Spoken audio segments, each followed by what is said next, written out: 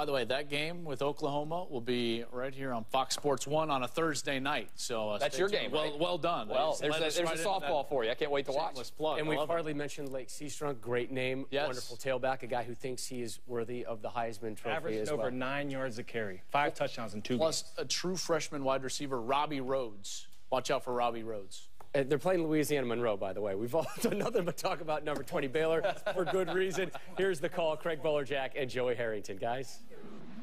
Let's go, Baylor! Let's go, Baylor! Let's go, Baylor! Rob, thanks, and a big welcome to the heart of Texas. Waco is home to the Baylor Bears and home to the most prolific offense in college football. It's always wild in Waco. A big welcome to Fox College Football presented by Geico. Louisiana Monroe against 20th ranked Baylor. Craig Bolerjack along with the old gunslinger Joey Harrington. Glad you're with us here on Fox Sports 1. Baylor is explosive. Louisiana Monroe, Joey, has to play a near-perfect football game to get a win today. Well, that perfect game is going to have to come from a guy named Colton Browning, the reigning Sun Belt Offensive Player of the Year. Last week, went 43 for 68 in their first ever win over an ACC team at Wake Forest. You know, the Bears' offense is very much like the wind. It's always on the move, and quarterback Bryce Petty keeps that offense in motion. Well, Bryce Petty is just the next in line. Robert Griffin III won the Heisman. Nick Florence led the whole country in total offense last year. All Bryce Petty's done this year is be the most efficient passer in college football, and he has talent and weapons all around him. Speed is the key for Baylor, and our Ryan Neese thinks he can run with that freshman Baylor line. Craig, you're absolutely right. It's all about speed. That's a key word of the day. Louisiana Monroe has to be worried about the speed of the Baylor offense. You look at guys like Seastrunk. You look at guys like Reese, Linwood, and Goodland. These guys are going to be flying around the field all day long. I'm worried about speed in front of the Baylor front line right now. I got to lace up my track shoes. So does Louisiana Monroe's defense. They got to put their track suits on and tackle in open space if they want to win here today. It's the only way for them to slow down Baylor's offense. This is going to be a great day, guys. I'm excited. Got to run right now. Oh, and there he goes. The Baylor line has been a tradition here since 1970. All the freshman students wear their special Baylor line jersey. They run on the field and create an enormous human tunnel for the team to take the field.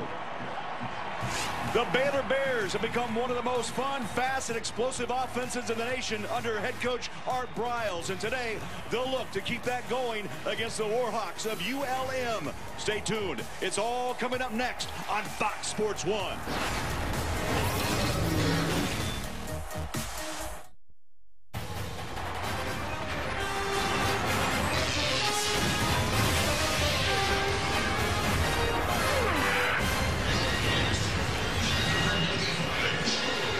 Blue skies over Floyd Casey Stadium. Beautiful afternoon for football. Art Briles runs the show for Baylor. He's on the sideline with our Ryan Neese. Guys? Coach Briles, you have one of the most prolific offenses once again this year. You had the opportunity to coach some outstanding quarterbacks, the most notable Robert Griffin III. What makes Bryce Petty different from all the rest? What makes him outstanding? You know, he's just a good player. He's very intelligent. He's been in our system for 4 years. Great accurate arm. He's a fierce competitor. Coach, you guys have been 14-1 and at home over the last 2 years. Why have you guys been so successful here at home? Well, we've got a great crowd, as you can see today, and our guys really feel confident at home. We're going to play our tails off today. I can promise you that. All right, Coach, best of luck today. Back up to you guys. All right, thank you, Ryan. Thank you, Coach Briles. And here we go, set for college football. Sheets of rain came down through Waco, Texas yesterday, Joey. This is a beautiful scene, a little windy this afternoon, but the fans have come out to watch some exciting offense from the Baylor Bears. Sheets was generous. That's a kind way of putting it. It was coming down in buckets. Roads were flooding. We weren't sure if this was going to be a dry field here today, but good. This is fantastic. Louisiana Monroe won the toss and chose to receive, and we're underway on a Saturday in Waco, Texas. No return as Aaron Jones watches that ball bounce out of the end zone. And for the first time, we'll see Colton Browning. Senior, 66 career touchdown throws, the reigning Sun Belt Player of the Week and the Sun Belt Player of the Year 1 year ago. Colton is this offense for Louisiana Monroe. He does everything. He distributes the ball. He's going to take off and run. He is the guy that takes the team on his shoulders and wills them to win. Jairus Edwards, number 7, Lines up alongside Browning, 6'1", 211-pound senior. And a lefty. He throws into the backfield, and that's May. Tavares May is rocked for about a 2-yard loss back to the 23-yard line. And Joey, let's set up today's impact players. For Baylor, Bryce Hager and Ahmad Dixon are going to be all over the field. Ahmad Dixon, we saw a big hitter in a secondary a couple weeks ago with Washington State. This guy might be one of the biggest hitters in the country. Rashawn Caesar, Jerron Ham, just two of the many weapons that Colton Browning has outside for him today. No gain on the play. That brings up second down. The lefty in the pocket, slides away from troubles, got man coverage up top, lobs one, and it's broken up. No, now a late flag. Dropped at the 35-yard line. Ahmad Dixon, the deep safety, came over, got a hand up on Rashawn Caesar. Well, you know what? Baylor was lucky there. Colton had his guy running deep behind the secondary. He got clean, but take a look. He's thrown into a pretty stiff breeze, and this got hung up. Number 6 defense. Penalties 15 yards. Previous spot. Automatic first down. Our official, our referee today, Jeff Hilliard, with the call. There's the bump right across the face mask. It's the right call. It's the right call. Rashawn Caesar was running wide open behind that secondary. And I think Colton just underestimated the wind a little bit. Had he put that one out there, it's 7-0 quick. Last year in Monroe, it was a 14-0 lead by the Warhawks early in a wild 47-42 win by Baylor. Over 1,100 yards of total offense in that game. Handoff goes to Edwards off the right side. No gain on the play. Second down at the 40-yard line.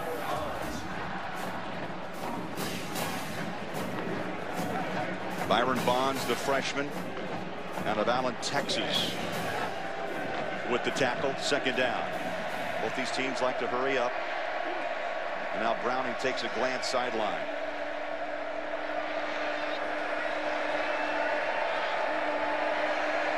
Two wide receivers set near side. Edwards, a little stutter step, nothing on the outside lane. He tries up the middle, maybe a yard, and he's knocked down by the middle linebacker, Bryce Hager. Hager had that 91-yard fumble recovery for a touchdown against Buffalo. He's a terrific middle linebacker for Baylor. You know, Craig, a lot of the criticism of Baylor the last couple of years has come from the defensive side, that they haven't been able to hold people, get them off the field, keep points off the board. But right now, and up to this point in the season, they've done a much improved job on defense. Allowed just 8 points a game and 2.3 yards per carry. Up top, man coverage. Boy, the sun glaring in the eyes of Jerron Ham. And what a jump for a first down. He out-jumped K.J. Morton. Boy, great recognition by Colton Browning on that way. Baylor played what's called cover zero. They brought everybody, one more than Louisiana Monroe could block, and Colton recognized that outside, threw it up for his receiver to make a play, and he went up and got it. Great recognition on a chance to really attack the Baylor defense. Ham stands 6'4", Morton stands 5'10". 20-yard pickup on Ham's 15th reception of the season. Edwards lines up alongside Browning. Tries to hit the edge. Good pursuit. Runs out of one tackle. Picks up 3 to the 36-yard line, and the nickelback, Sam Hall, brings him down. Watch this throw and catch here. Going up in high point now. Jerron Ham going up. I mean, this is a textbook perfect high point catch. Colton recognized that he didn't have the time to throw the perfect ball right over the top, so he gave his receiver a chance to go up and make a catch. And that was as well as you could draw it up for Louisiana Monroe. 2 running backs alongside Browning, Edwards and Washington. Browning wants to roll. He does. He throws middle of the field, caught. Jerron Ham, all of a sudden now becoming the favorite target, and he limps off the field after a big gain and to move the chains for a first down. Hey, I'm very impressed with Colton Browning so far. On that play right there, he's rolling to his right. Remember, he's a lefty, and so that was actually his third read. He had one guy in the flat, he had a guy running a post over the top for number 2, and then your third read on all those keeps is the drag from the backside, and he threw across his body into the middle for a big first down. Pick up a 13. They spread the field with 5 wide receivers, man coverage, and it's overthrown out of bounds on the far side.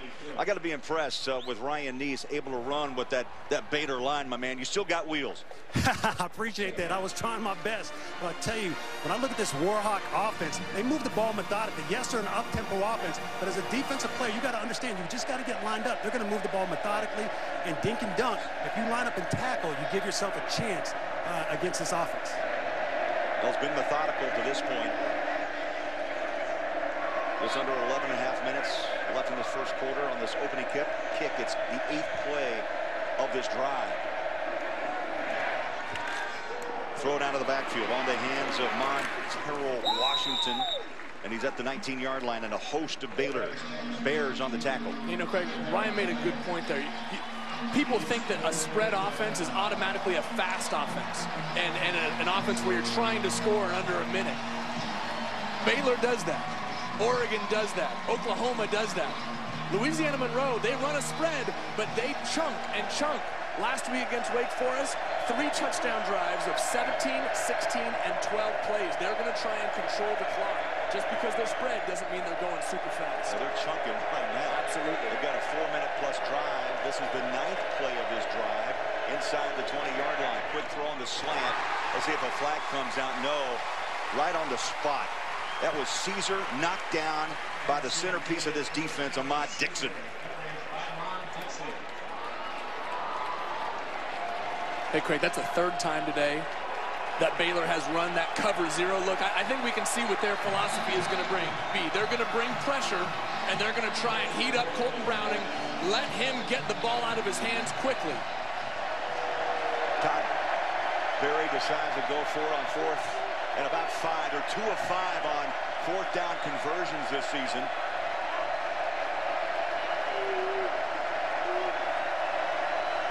Browning shotgun at the 25. Good protection, throws wide open but incomplete. Kenzie Jackson made the cut at the 10-yard line, and a missed opportunity, what could have been a first down for Louisiana Monroe. And a perfect strike by Colton Browning there. Receiver just needs to get his head around a little bit quicker. Watch, he's going to put it right off the ear of the linebacker, right behind his head. It's a perfect spot right before he gets in front of the safety. Just got to get your head around and make that play. Those are the plays you have to make if you're going to go on the road and beat a top 25 team. Berry made the call. You have to gamble when you're on the road against one of the most, if not the most potent offense in college football. They got to score points. I mean, that's plain and simple. They got to score a lot of points. Bryce Petty at quarterback throws. There's that open space.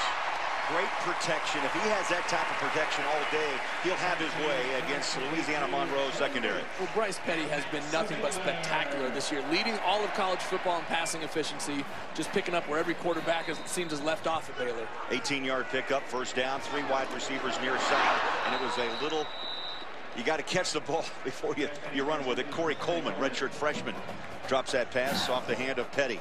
Let's get the impact players. Hey, there are players all over the field for Baylor, but Antoine Goodley, Tevin Reese, keep an eye on them outside, just big, strong burners. And in the defense for Louisiana Monroe, these safeties are going to have to be active. Petty up top, man coverage, racing up top, on the hands, Goodley. Touchdown, Baylor.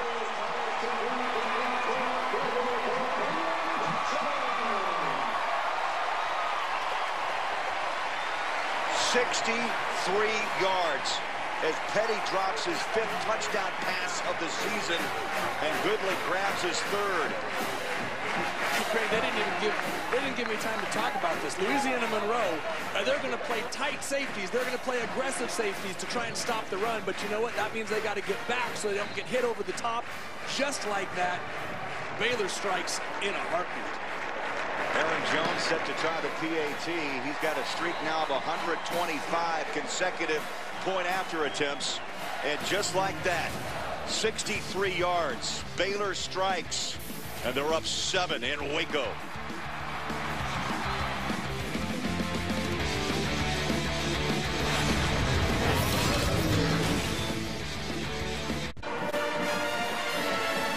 Back in Waco, Goodley just went officially now 64 yards And a 7-0 lead. They strike fast. 3 plays. 31 seconds off the clock.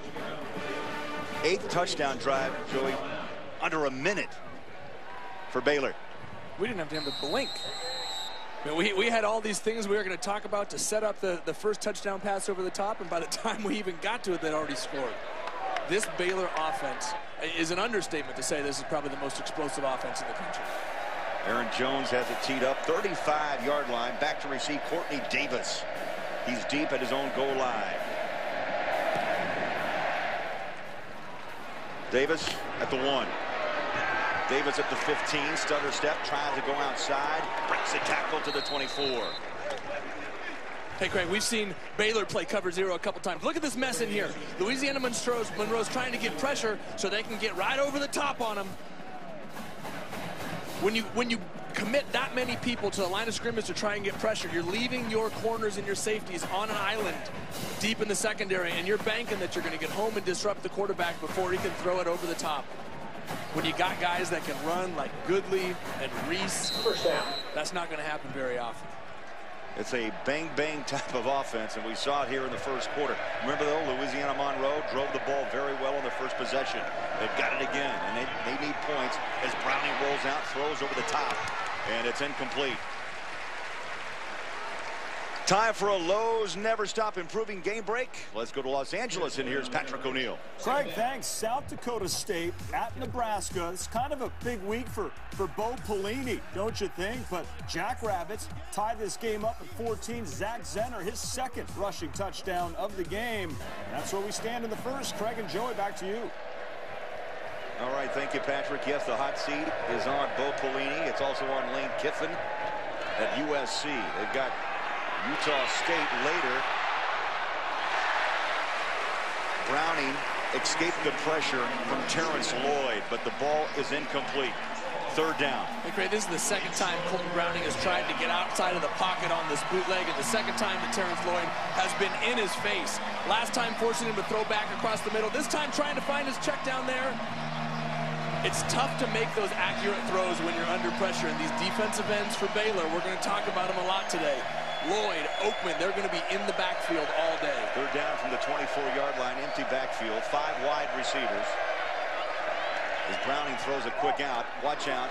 That's a pick-6 opportunity as the ball deflects off the hands of Tony Cook, and Dixon, you could tell, smelling the end zone. This Baylor offense is leaving, or defense, excuse me, is leaving nothing on the field right now. They are coming from all directions. They're coming from the outside off the ends. They're coming from the safety position. They are bringing pressure, trying to force Colton Browning to throw the ball before he wants to, trying to disrupt him. Anton with the punt, line drives. Takes a Warhawk bounce, and it keeps rolling down to the 25-yard line. That means Baylor's got the football. A 51-yard punt, and when we come back, we'll see Lake Seastrunk power back with speed. 6 consecutive games over 100 yards. You'll see him on Fox Sports 1.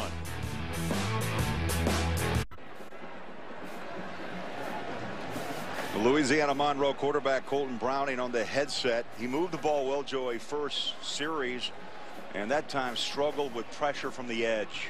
We know what they've done is they've shown that cover 0 look what we talked about in the first drive, where they're bringing one more guy than the offensive line can block. That time on that drive, they brought the outside pressure, but they dropped the D lineman out into coverage. So he didn't have to throw it as fast, but it's something to trick Colton Browning and get it out of his hands. Petty wants to throw and does. Coleman finds open space, far sideline, dances to the 40-yard line. A 15-yard pickup. It's all about space for this Baylor offense.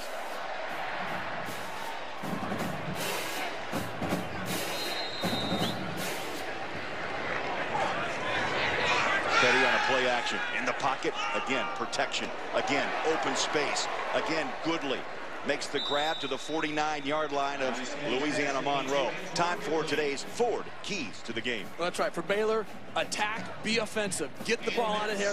Throw it all over the place and score your points. But for Louisiana Monroe, don't be worried if they score, because it's going to happen. It happens to everybody. You got to get back and play your game if you're going to stay in this one. Seastrunk gets the handoff off the left side. He'll punch his way for 2.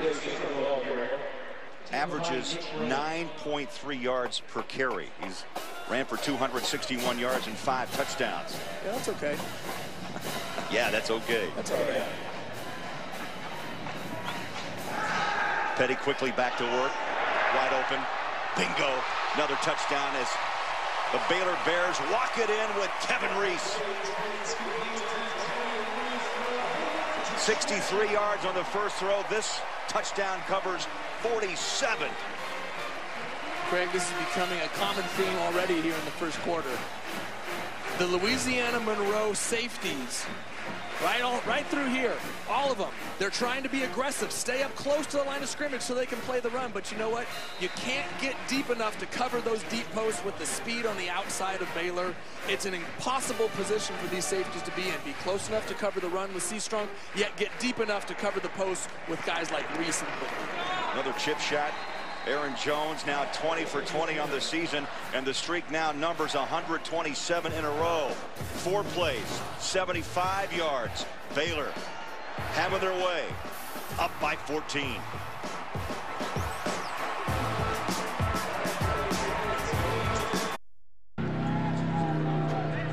Does Baylor really need time to score points? No.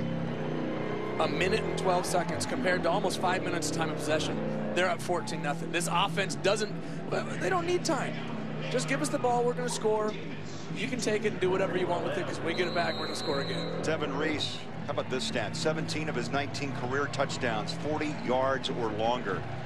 That last catch was 47, and he walked in 14-0. How do you do that and live in obscurity behind guys like Kendall Wright, Terrence Williams? Explosive.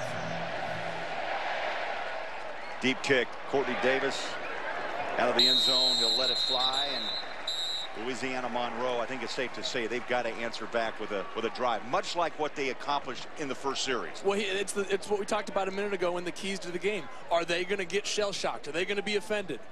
They need to come out and continue to play their style of spread offense, which is chunk, chunk, chunk down the field. Don't try and get it all back at once. Don't get taken out of your game if you're Colton Brown.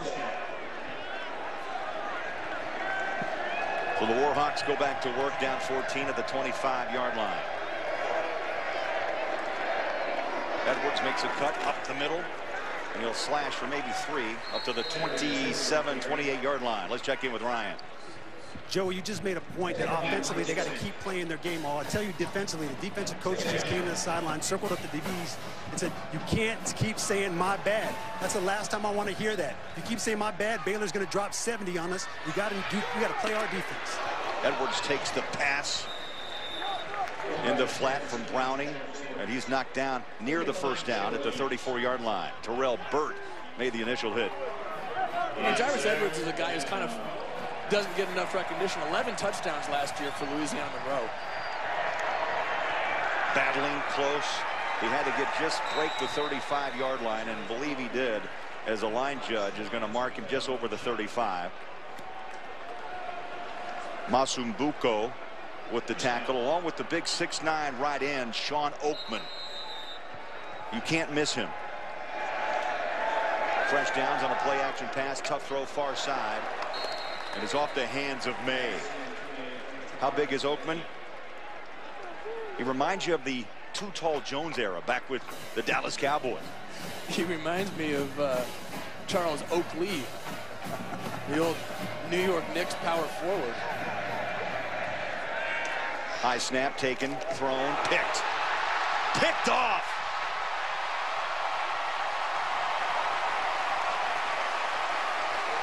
Joe Williams, 41 yards.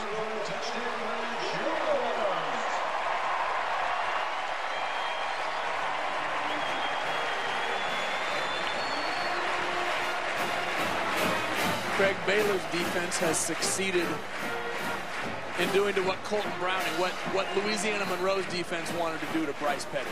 They got him rattled. They got him out of his game, and they forced him to make some mistakes here that he normally wouldn't make. First interception of the season, and he runs it in. 41 yards for the touchdown and the extra point to come.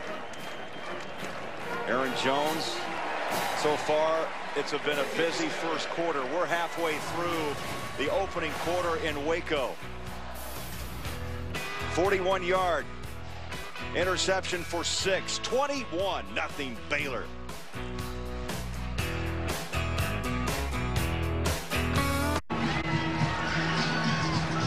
Oh, they're dancing in Waco. 21-0 early lead by Baylor. Phil Bennett is the defensive coordinator for the Bears in his 3rd season. You know, Joey, you know about the offense. We've talked a lot about that, and we're seeing it for real right before our eyes. But to win a Big 12 title, it may have to be done defensively. This is a team that scored 60 points last year and lost the football game to West Virginia. You were covering that game there in Morgantown. And defense has always been the Achilles heel for Baylor. If you're going to win the Big 12, they just have to play average defense. And they've got the great mix of seniors like Chris McAllister, Terrence Lloyd, Eddie Lackey, and young players like Oakman that are really going to have started to play better, much better for this Baylor defense. Courtney Davis wrapped up, thrown back at the 15-yard line. Let's get a perspective from Ryan Neese. Joe, you're absolutely right. They have been playing better, and I had a chance to watch this team last year in the bowl game against UCLA. UCLA had one of the most prolific offenses last year. They moved the ball really effectively, and Baylor came in and shut them down. They've made some changes up front with their calls, slanting guys, being a little bit more aggressive, and that's what Coach Bennett likes. It's carried over to this year. This team is playing on fire on the defensive side. Browning, 5 wide. He's flush from the pocket, has room to run. Tucks 20, tucks 25, and a hook slide to the 27-yard line. And that's what Colton Browning needs to do. Just move the sticks. That's what he does best. Is he throws the short routes. He gets it into the hands of his receivers, and then when things break down, he just takes off and runs.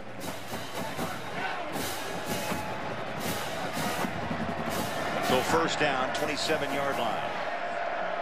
Empty out the backfield again. 5 wide receivers, 3 high, 2 low. Pressure. A loss of 3. Terrence Lloyd comes in strong and makes up for his 2nd sack of the year. Well, you know what? That right there put Terrence Lloyd at number 10 on the all-time sack list at Baylor. And this defense, we talked about it a minute ago, has become so much more aggressive. They have the top 3 in the Big 12 in tackles for loss this year, with Sean Oakman, Sam Hall, and Avion Edwards, 1, 2, 3 in the Big 12 in tackles for loss. Very aggressive on the defensive side this year. Lead the country 26 times. They have thrown an offensive player for a loss. 2nd down, 13. Browning again pressured, runs out of the pack, and falls back to the 28-yard line. He'll pick up 4. Time for a game break. Here's Patrick. Hey, Craig, we talked about Lane Kiffin on that hot seat with Bo Pelini. Utah State at USC. An Aggies touchdown. Chucky Keaton to Brandon Swindell. Well, the Aggies would certainly love to steal this one from the Trojans. Tied at 7 in the second. Craig and Joey, back to you. Patrick, thanks. Don't fall asleep on Utah State. And keep an eye on Chucky Keaton. He may be an outside shot for a Heisman vote or 2, but he is good. Stretching, reaching. Beautiful catch. Tavares May. Yeah, really nice throw and catch there by Colton. What Colton is going to have to do from this point forward is determine when Baylor is running cover 0 and truly bringing one more player than the offensive line can block, and when they're bluffing, because those are the 2 looks they're giving him right now. Just take a look. They're putting everybody at the line of scrimmage, and sometimes they're bringing them all, and sometimes they're backing them out. It's Colton's job to determine which is which. Low snap. He's got room to run. Instead, he throws wide open. May, can he make it? 10-5, and he's bumped out of bounds inside the 10-yard line. Terrell Burt, the corner safety, chased him out. big play, and right now Louisiana Monroe down 21 to right on the front porch. Hey, that is Colton Browning right there. That is vintage Colton. When things break down, he uses his legs to get out of the pocket and keeps his eyes up and finds his guy down the field. He's a scrappy player, and he's going to have to scrap his way back in this one if they're going to get back in the ballgame. First and goal, just inside the 10-yard line. They've had success with this empty backfield set and a 5-wide receiver line. They'll step up and throw in traffic, and well, he was taken on. Ahmad Dixon threw it right on his back to Tony Cook. Incomplete. Hey, take a look at the play before. When things break down, Colton Browning is going to get outside. Great cut block by the offensive line to get his vision. And you know what? He just keeps playing. Play to the snap to whistle. It's not always going to be pretty today. Things are not going to be easy for Colton Browning, but he kept his eyes up and found his receiver 53 yards, putting him inside the 10-yard line here. Second down goal. Montero Washington right alongside Browning.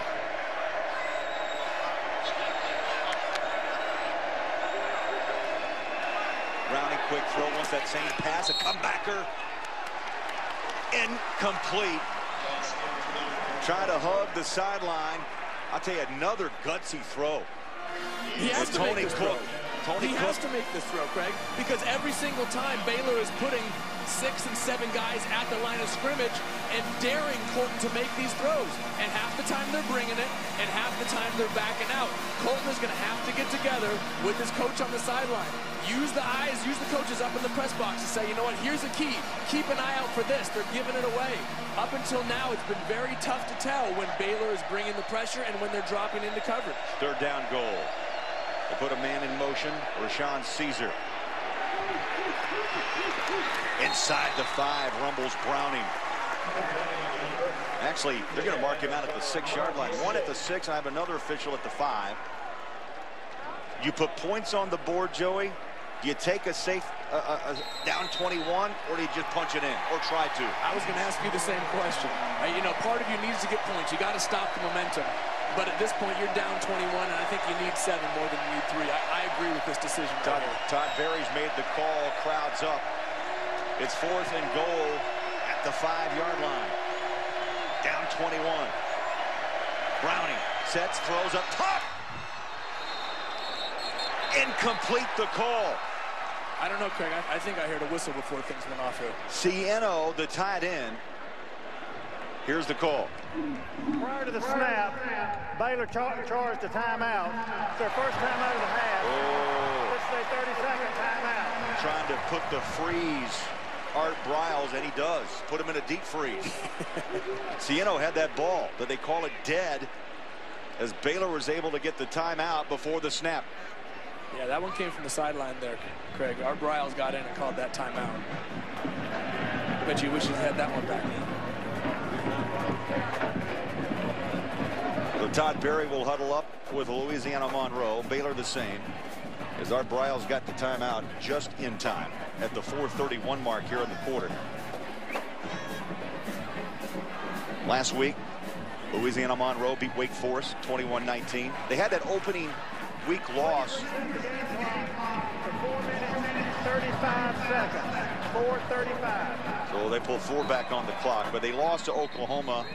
They were shut out by the Sooners. They bounced back, couple of wins, and now up against a beast in college football. Well, that game against Oklahoma, Colton Browning got hurt, and he really wasn't the same the rest of that ball game and into the game against Grambling. He was not the guy that we were used to seeing.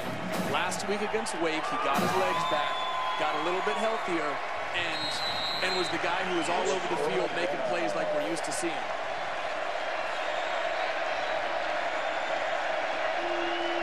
Here we go.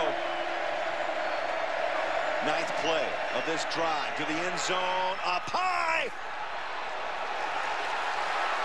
One official says yes. One official says no. He bobbled it out of bounds. Incomplete. This is the second time they've been in the red zone and come away with 0 points. You cannot afford to do that when you're playing against a Baylor offense that's going to score just about every time they touch the football. There's the bobble. I tell you, one official He had it. He had it in his hands right there. You got to make that catch. And the line official came over, waved it incomplete. So for the second time in this quarter, Louisiana Monroe denied on 4th down. You cannot afford to waste those scoring opportunities if you're Louisiana Monroe.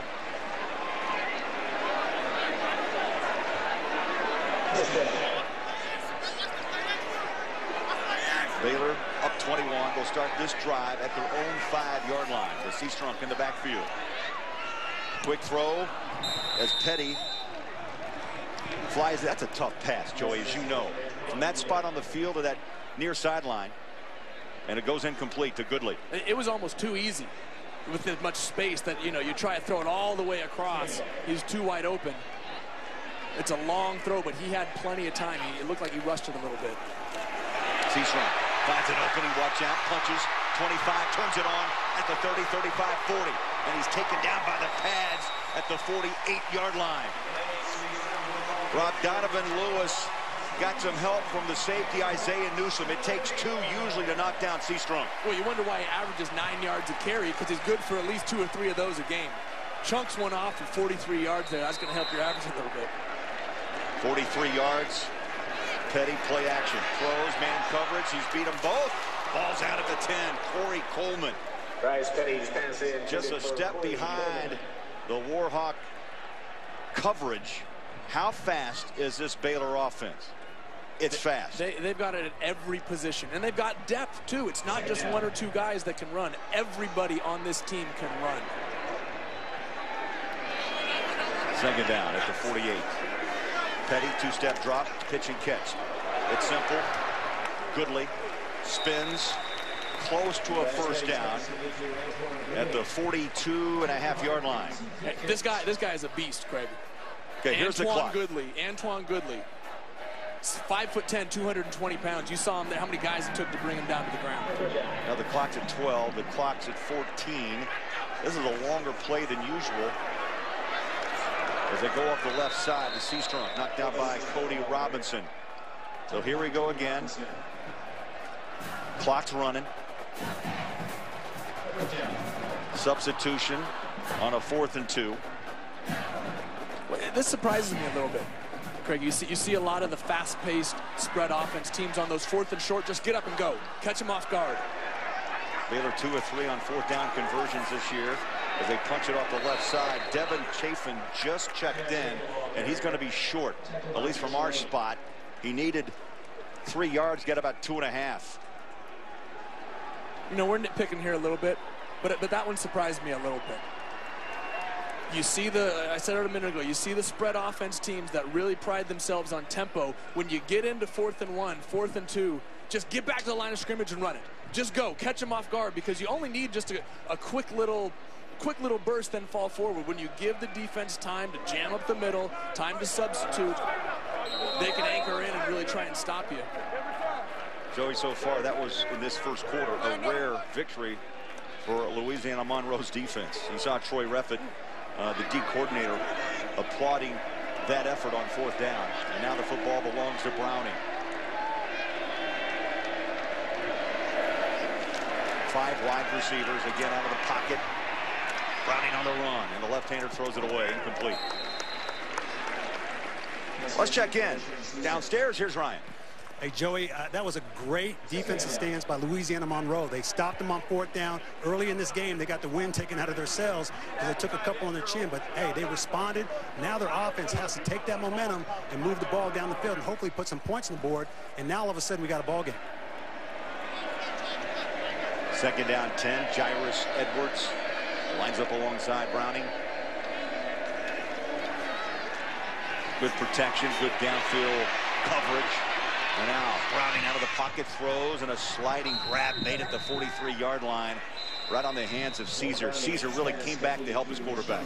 These receivers know that until they hear the whistle, this play isn't dead, because they got a guy in the pocket who's going to continue to make plays that can extend the play. Great pressure by Baylor up front. He had Oakman in the backfield, disrupting the offensive line, but Colton did a fantastic job of staying composed, stepping up in the pocket, backing out, getting out to the edge, where his receivers could then follow with him and run to the sideline and make a play. Alec Osborne, the tight end, one of the slots near side. Again, empty backfield for Browning. Fresh downs, 42-yard line of Baylor. Quick throw. Oh my. In the hands of Terrell Burt. Goodbye. Touchdown, Baylor.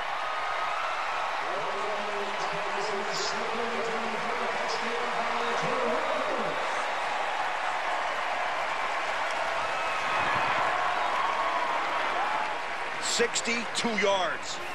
And that one, Craig, was not on Colton Browning. That was the right read against blitz. Watch here. Watch it right in the slot. He stops. Rashawn Caesar. He needs to continue to come in because Colton is expecting him to run. Watch. He stops.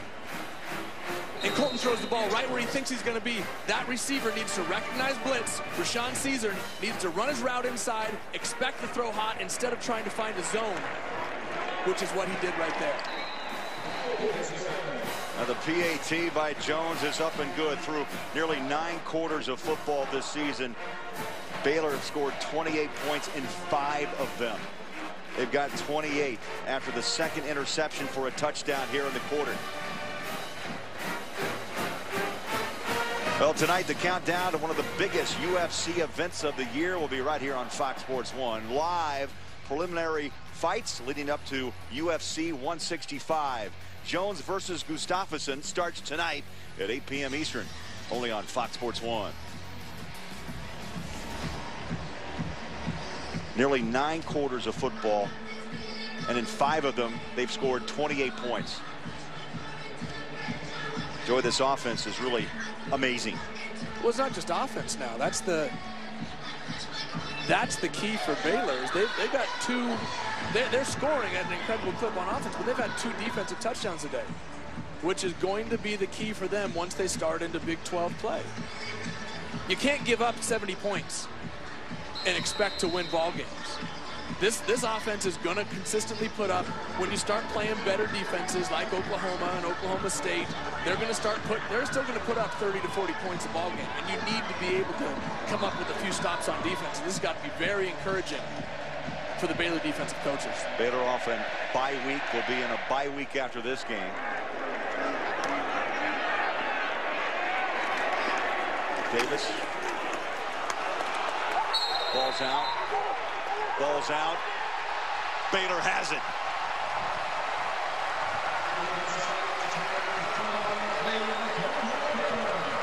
This is just going from bad to worse for ULM. 3rd turnover in this quarter. Also, they've been stopped on 2 4th down tries to keep the drive alive. And the hill is a mighty high climb right now. You cannot afford to make these type of mistakes.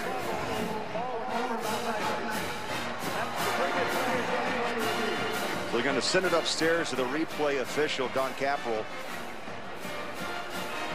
Well, the ball was out. The ball was clearly out. At least from that view, we're trying to decide whether or not the ball stayed in bounds when Baylor recovered it. But watch right here. It sneaks up. There, ball. You can see the tip of the ball. That's out. Now does the ball bounce out of bounds?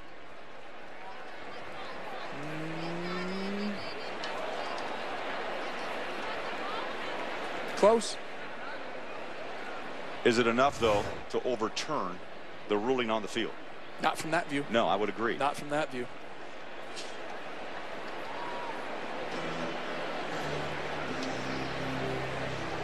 You know, if you're Louisiana Monroe, Craig, and you're coming in trying to upset a top 25 team at home, and a team that's going to score points, you cannot afford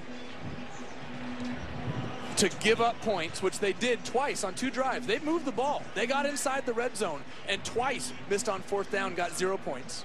And then twice gave them a touchdown on an interception.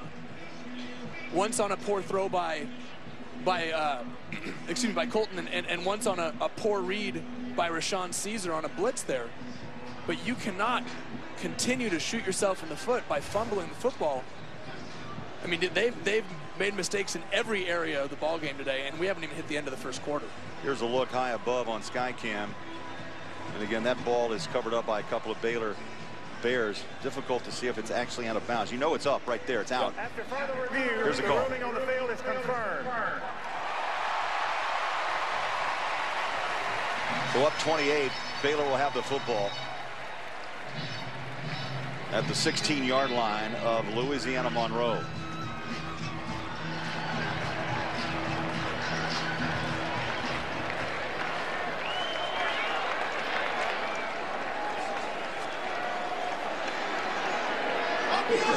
And what you don't want to do is give Baylor a short field. What you don't want to do is give Baylor the ball, period, today. Quick throw. Did it get in? Out of bounds, 2-yard line. Reese tried to reach in with the right hand. Boy, Petty's been hot. Quick throws. It's all about, again, finding the open man in space. And these receivers, Joey, are so talented off the turn. When they make that catch, difficult to put down. Keeper. Touchdown, Petty. I would call that a saunter. A jog? A jog as he saw the left side closed off, and he followed the block of his tight end Monk and then just trotted in for another touchdown. So the 3 turnovers have cost Louisiana Monroe 3 touchdowns here in the quarter. We still have 2:13 left. And it's a 35-0 ball game. We haven't even seen Lake Seastrom today, with the exception of that 43-yarder earlier. Now the streak continues. 5 PATs, 130 now in a row. Off the foot of Aaron Jones. 2 plays, 16 yards, just 21 seconds. You know, we talked to coaches and players about the way that this team has performed so far. Art Briles, I thought, said it best. We are hungry, but we're not satisfied. Well, you have to be if you're this Baylor team, because they've accomplished the, let's call it the outside stuff. They've had the numbers. They had Nick Florence lead college football in total offense last year. They had a Heisman Trophy winner in Robert Griffin III 2 years ago. They've done the stuff that, you know, is kind of the cherry on top. They want the championships.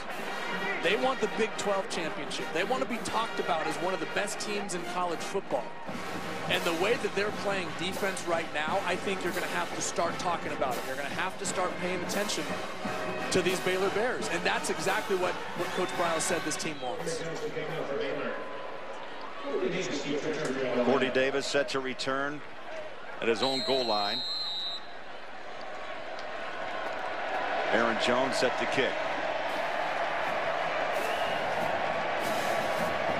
Busy first quarter for Aaron Jones.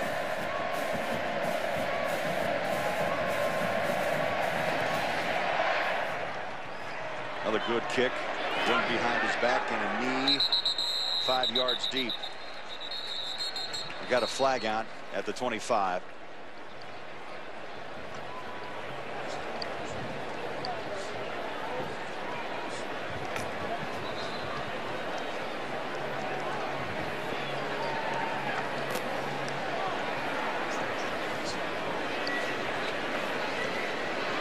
And we'll get the call from our referee, Jeff Hilliard.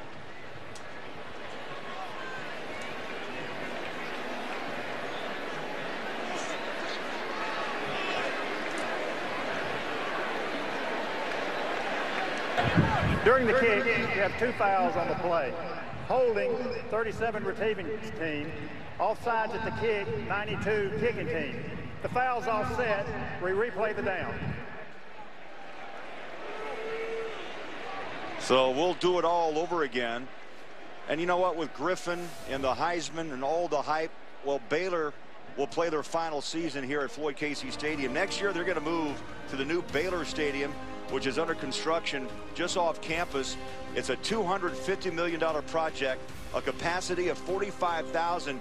And Joey, here's the key. It has the ability to expand out to 55,000. 6,700 of those seats belong to students. If Baylor continues to play defense this way, they're going to need those extra seats.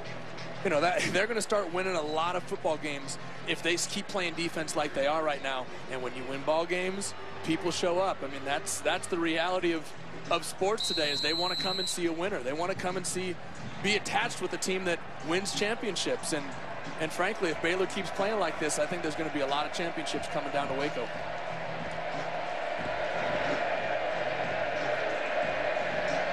Jones will do it all over again.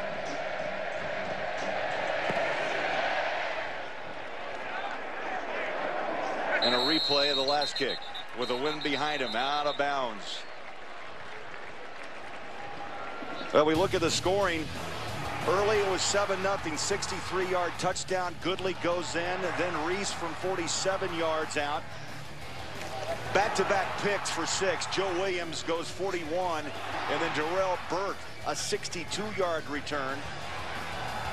And then Petty on a quarterback keeper. And there we are, 35-0 with 2:13 left in the first quarter in Waco.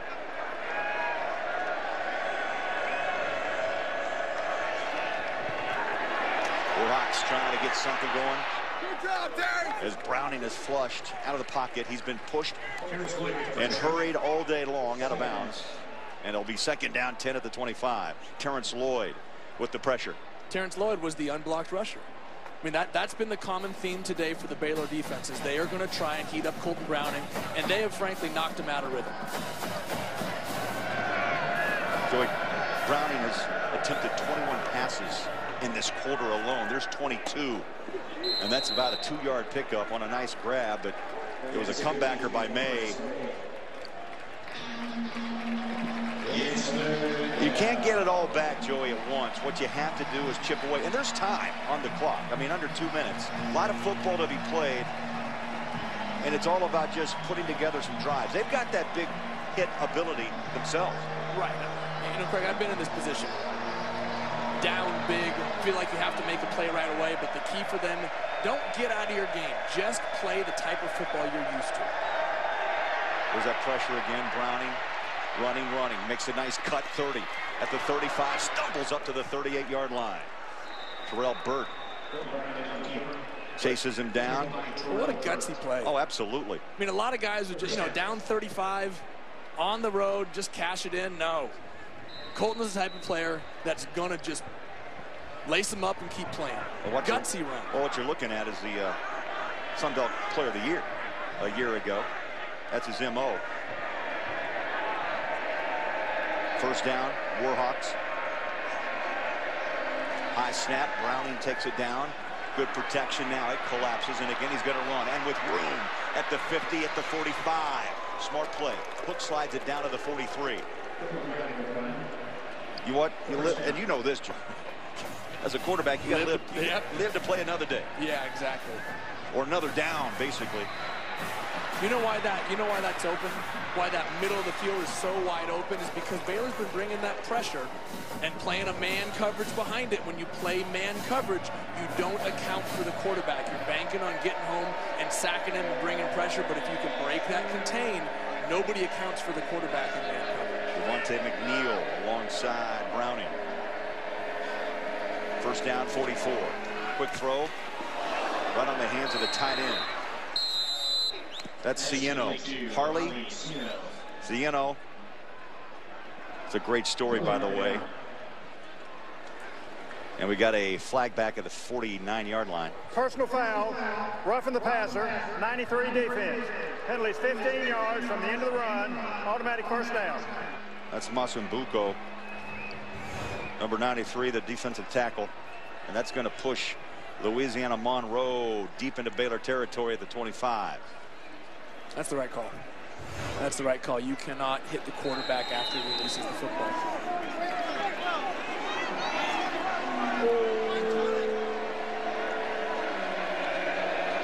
They've been here before. Can they find the end zone in the final seconds of the quarter? Quick throw near side. It's May, and he's inside the 25 to the 23-yard line.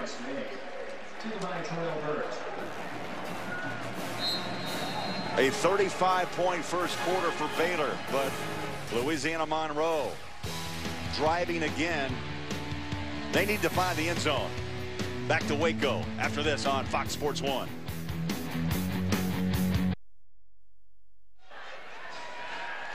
Well, the story of the day, it's been the Baylor offense and their defense, but it got going early. A 63-yard bomb. It was off the hand of Petty to Antoine Goodley. And right now, 35-0 as we head into the second quarter. You know, Craig, I think your comment there really says a lot. We're so used to saying it because of the Baylor offense, and you caught yourself. Defense has scored 2 touchdowns. You never used to see that from Baylor. Yeah, 2 pick six. Browning, very good, flushed, throws out of bounds. You know, Joey, I want to talk about the grip of Colton Browning, because it is a very different grip. On the right will be your hand, your grip, the way you threw the ball at Oregon. And this is a no-lace toss by Colton Browning. You know, a lot of guys now are starting to throw the ball without the laces, because in the spread offense, it's based on timing and getting the ball out of your hands quickly. And they're saying, you know what? It takes me too long to find the laces, so I need to learn to throw it without. Good read by Browning as the blitz came, and he just threw the ball in a hurry. That is exactly the point right there. In this offense, you have to be able to catch the ball and release it. No time at all. And that had Colton caught that ball and tried to find the laces, watch the pressure coming off the edge. He doesn't have time. He doesn't have time to spin it in his hand, find the right positioning. He's got to get it out of his hands and find his receiver. And even when he doesn't have the pressure coming, this offense is based on timing and rhythm and simply getting the ball to your hands of your receivers as quickly as possible. And those numbers prove the grip does work. Over 10,000 total yards at ULM on a 4th down try, shut down for the 3rd time in this first half. Terrell Burt on coverage on Rashawn Caesar. You can always look back and say what if, but that's the 3rd time that ULM has had the ball in the red zone, gone for it on 4th down, and come up with no points. You know, you can play well, those are 3 touchdowns games. You know, the game where you arbitrarily assign points. There's 3 touchdowns they missed. They gave up 2 to Baylor on interceptions. There's 35, and all of a sudden you got yourself a ball game. So you cannot afford to miss those type of opportunities. You mentioned earlier, Seastrunk has not had to really be a factor so far in this ball game. Got a couple of touches. This time he roars out of the backfield and is slapped down at the 25-yard line to pick up 8. Hunter Kissinger, number 48, with a tackle. Ran for over 1,000 yards last year, Seastrunk.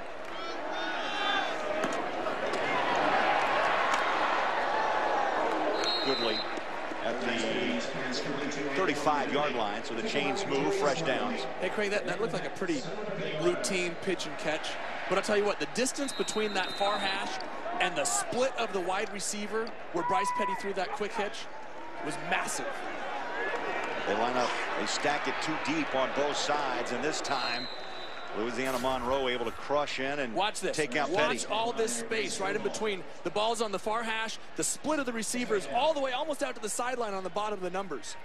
Baylor is going to spread you vertically and horizontally. Petty wants deep, he's got one. Tries to throw it into double coverage. There's contact made. I thought it was actually initiated by Goodley on Lindsey Pipkins, the safety, the redshirt freshman. Had a few words after that encounter. No flag, 3rd down.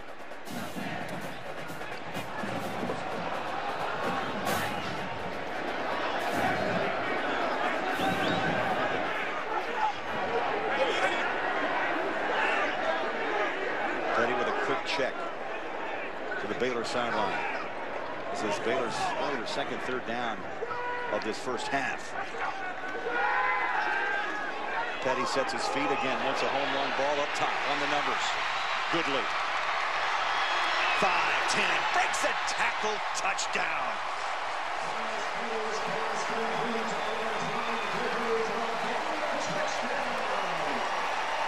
Petty, a gutty throw in double coverage. Goodley outran the coverage, and another Baylor touchdown. Well, you said it right there. He just outran the coverage. And Bryce Petty trusts these wide receivers completely. Watch him just run by. He splits the defenders from Louisiana Monroe. With no chance in catching up with that pure speed. And Frank, I'm going to throw it out there. I think that this tandem of wide receivers, Antoine Goodley and Tevin Reese, are the best tandem of wideouts in the country. I can't think of a better group than these two right here. I don't think you'll get much argument. Yeah. Extra point, up and good. Second touchdown catch of the day, Antoine Goodley. In the first quarter, 63 yards. Here in the second, he flies 65.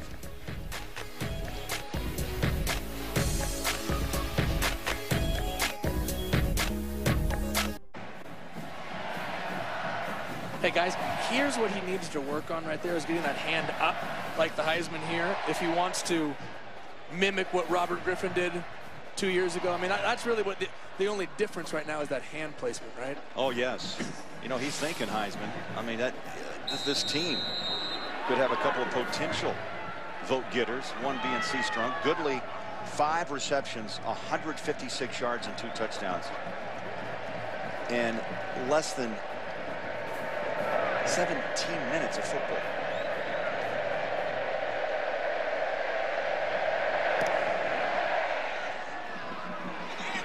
Davis takes a left turn at the 2-yard line, out of bounds. We walked in and talked to Coach Browse yesterday, and there to greet you is Robert Griffin III. Uniform and the Heisman standing proud in the hall. I'd be proud of it too.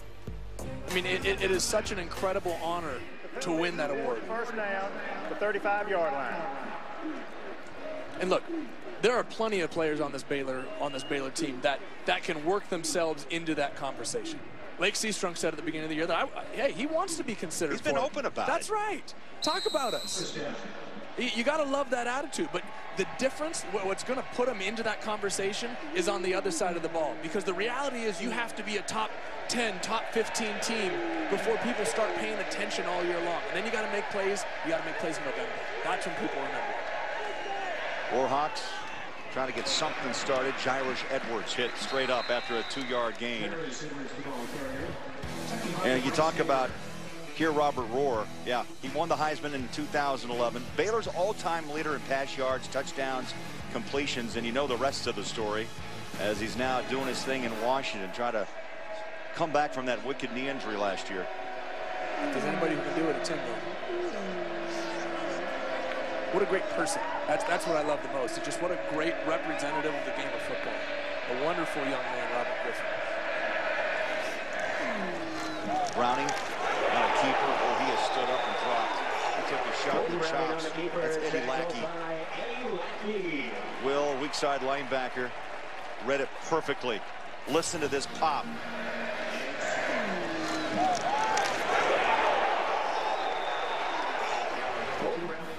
I love what Coach told us about Eddie Lackey yesterday.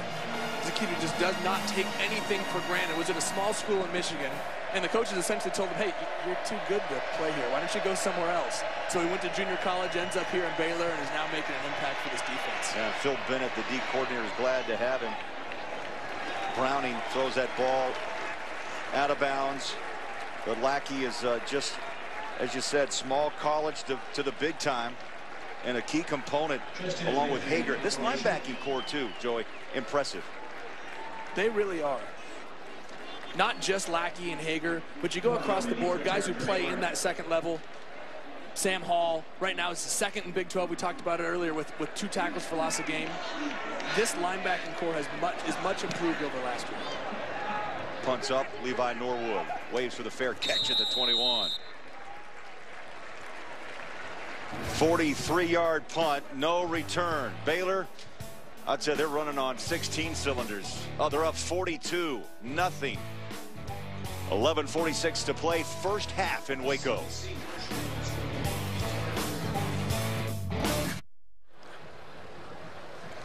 We're back in Waco, and guys, you guys are just giving the linebackers some love. And when you look at Lackey and you look at Hager, these guys fly around. I got to tell you, I'm very impressed when I watch these guys play on the field.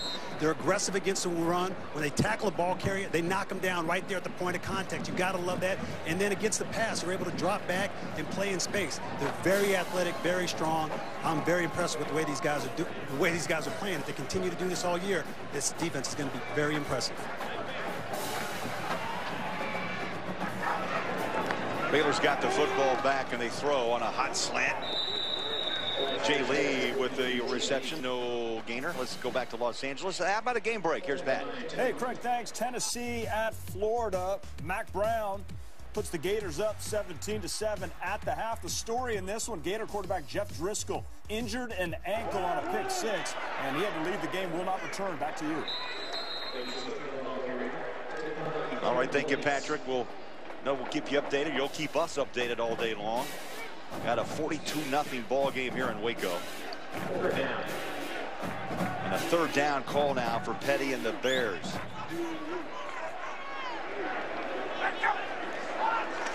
Full wide receivers. Again, just a quick throw. Nothing fancy, Joey, about it. It's just man-to-man. Levi Norwood with the reception, his 4th of the season, and a first down. Well, they've got the kind of guys who can beat any cover. That's the luxury they have. Tevin Reese, run right by you. Goodley can run by you, but he can also run through you. Like we said a minute ago, he's 5'10", 220 pounds. They've got big, strong guys. They got little, quick guys. And they've just got everything. Weapons at Bryce Petty's disposal. Fresh downs at the 32. We'll see if Seastrunk gets a few carries. As Petty checks with the sideline.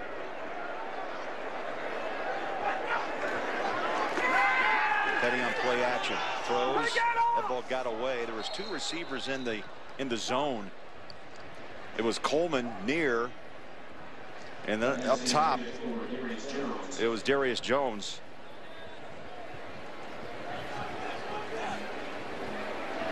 This crowd beginning to quiet down a little bit after such a run of offense in that first quarter. The helmet came off, and you know what that means, Joey. And picking that ball up and running off is Bacchus, the redshirt freshman. Got to sit out of play.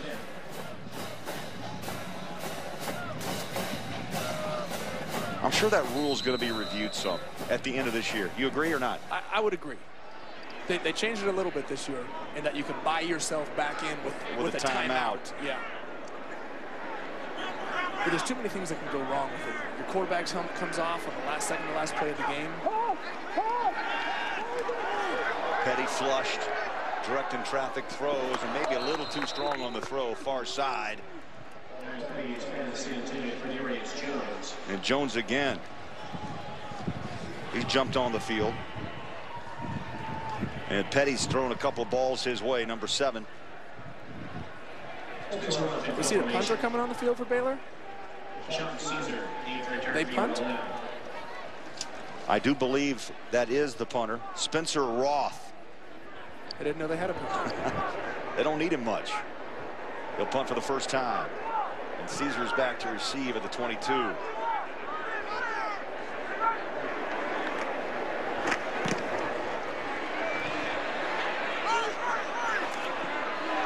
That ball really flew off the foot of Roth, and it jumps into the end zone on a touchback. How about a 64-yard kick? Well, sometimes you got to defend. Maybe you grab a shoulder pad or two.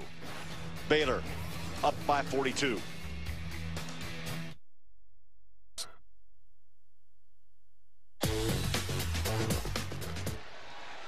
$42-0. Baylor on top of Louisiana Monroe. Just under 10 minutes left in this first half. You just joined us, all Baylor and then some.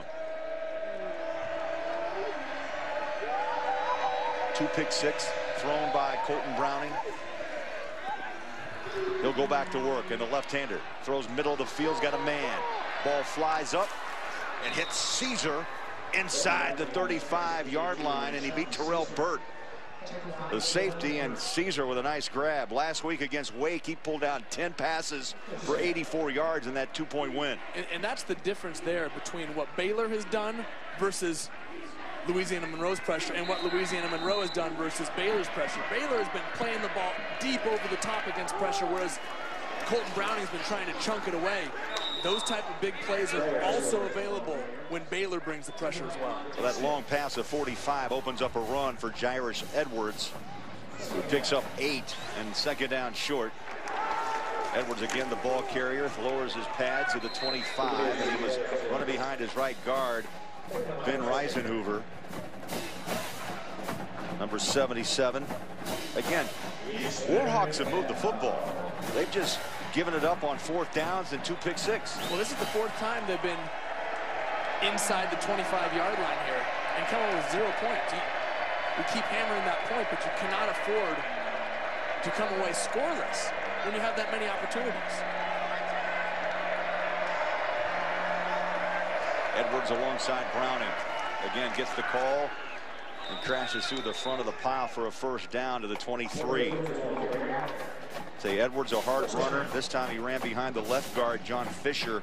He's a 205, 210 pounder. Nearly 7 yards a carry coming into this game. Down to White Castle, Louisiana. Empty backfield.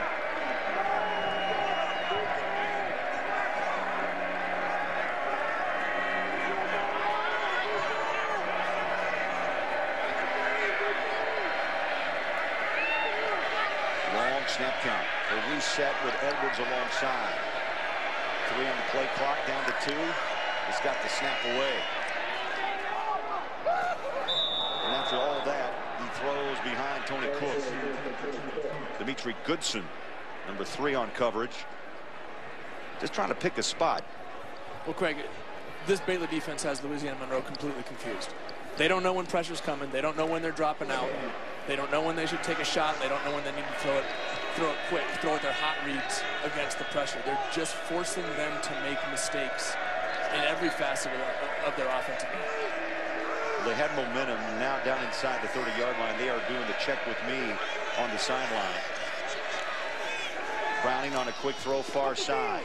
Pitch and catch in the flat. It's on the hands of May, and he's pushed back at the 16-yard line. Tavares May, senior, came in with 15 receptions and a touchdown. And he's really been the most consistent receiver. He had 11 catches, 11 grabs last week. Yeah, absolutely. In the last 2 years, he's averaged 55 catches, 600 yards. I mean, he's just been that steady guy that Colton Browning could rely on. Warhawks just chipping away. They look down at 3rd and about 3.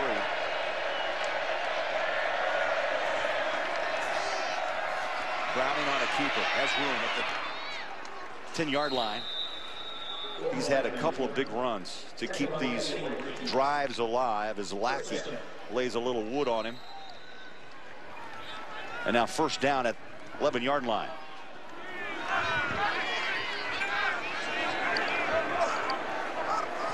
This Baylor defense, remember, has only allowed 8 points a game. They have not allowed a point in the second half so far in this early part of the season.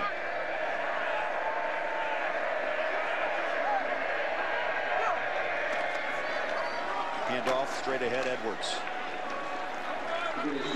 He pushes the guys in green for a couple to the 9. Call it the 8-yard line. Well, this is where Louisiana Monroe has struggled this ballgame. They've been able to get into the red zone, but we've seen them come empty on 3 drives. The difference between competing with these teams, these top 20 teams on the road, and what you see today is being able to punch it in the end zone when you have the opportunities. This is the 4th time today that Louisiana Monroe has been inside of the 20-yard line. Devontae McNeil in a running back to the right of Browning. Looks left, throws up top, in traffic, and it completes the call. Tony Cook, the intended receiver. You think with, well, I was going to say, you think with the pressure that Baylor is giving on defense, they're playing press coverage outside. They're putting their corners right up on the receivers. and getting physical with him at the line of scrimmage. They've tried a couple times now to throw that high jump ball or the back shoulder throw. We saw the ball knocked away in the end zone in the start of the first quarter there earlier. It's not working. There are other things you can do against man coverage. 10th play of this drive as we roll up on the 6-minute mark. First half up top. And again, the pressure and the man coverage has been pretty impressive. Lackey came in strong with pressure and forced that throw a little early. Well, again, he tried to throw the ball high, tries to throw it up on his receiver's back shoulder so he can go up and make a play. But the key is Baylor is bringing one more guy than Louisiana Monroe can block. And so Colton has to get the ball out of his hands quickly. What Louisiana Monroe needs to start thinking about is maybe running some rub routes coming across in the middle of the field. You got all these guys up in pressure. Try and pick somebody off. Get them running. That's how you separate yourself from man coverage. 0 for 3 on 4th down conversions. Back line of the end zone. Sliding catch. Touchdown. Ciano. Harley Ciano. With the touchdown, his 3rd of the season, and the drought ends at the 5:52 mark for Louisiana Monroe. Check out the shot that Colton takes here after throwing this touchdown pass. Stays in there, delivers a strike, gets himself out of trouble in the pocket. The kid's just a gutsy football player. You got to respect a guy like that. He's had a heavy dose of lackey today. And the PAT is up and good. And so it's 42-7. Warhawks find the end zone. 5:52 left in the first half. It's been a long day for the Warhawks, but they find the end zone.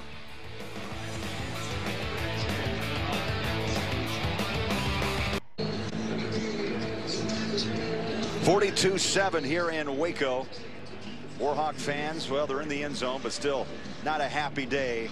11 plays, 80 yards. Ciano with a 9-yard reception. What a terrific story. We mentioned this a little earlier. Wanted to get into it. Testicular cancer was the word. It runs in his family. His dad suffered through the same situation. He underwent chemotherapy last year, Joey. It's a remarkable story and an inspiration to this Louisiana Monroe football team.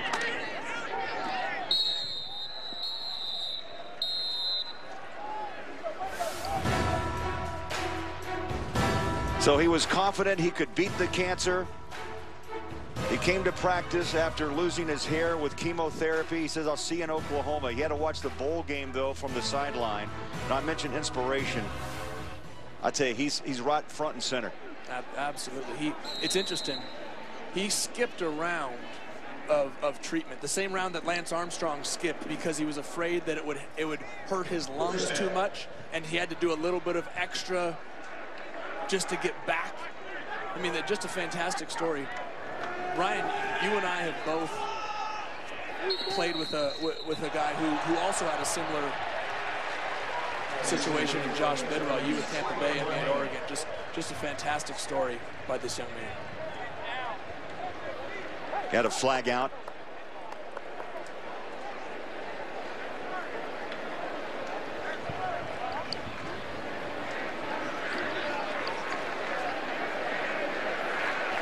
Jeff Hillier, long conversation.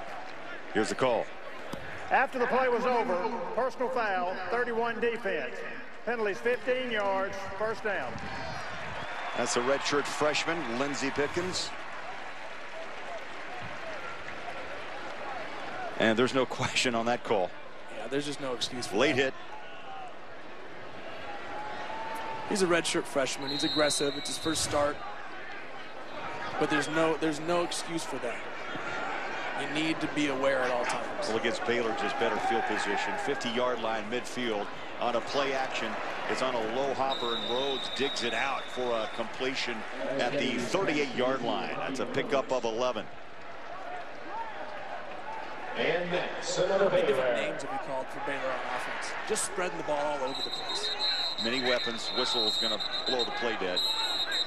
Well, you got Goodley, you got Reese, you got Clay Fuller, Levi Norwood, Linwood, who we haven't heard much from. Seastrunk, Jay Lee. The ball never was ready for play.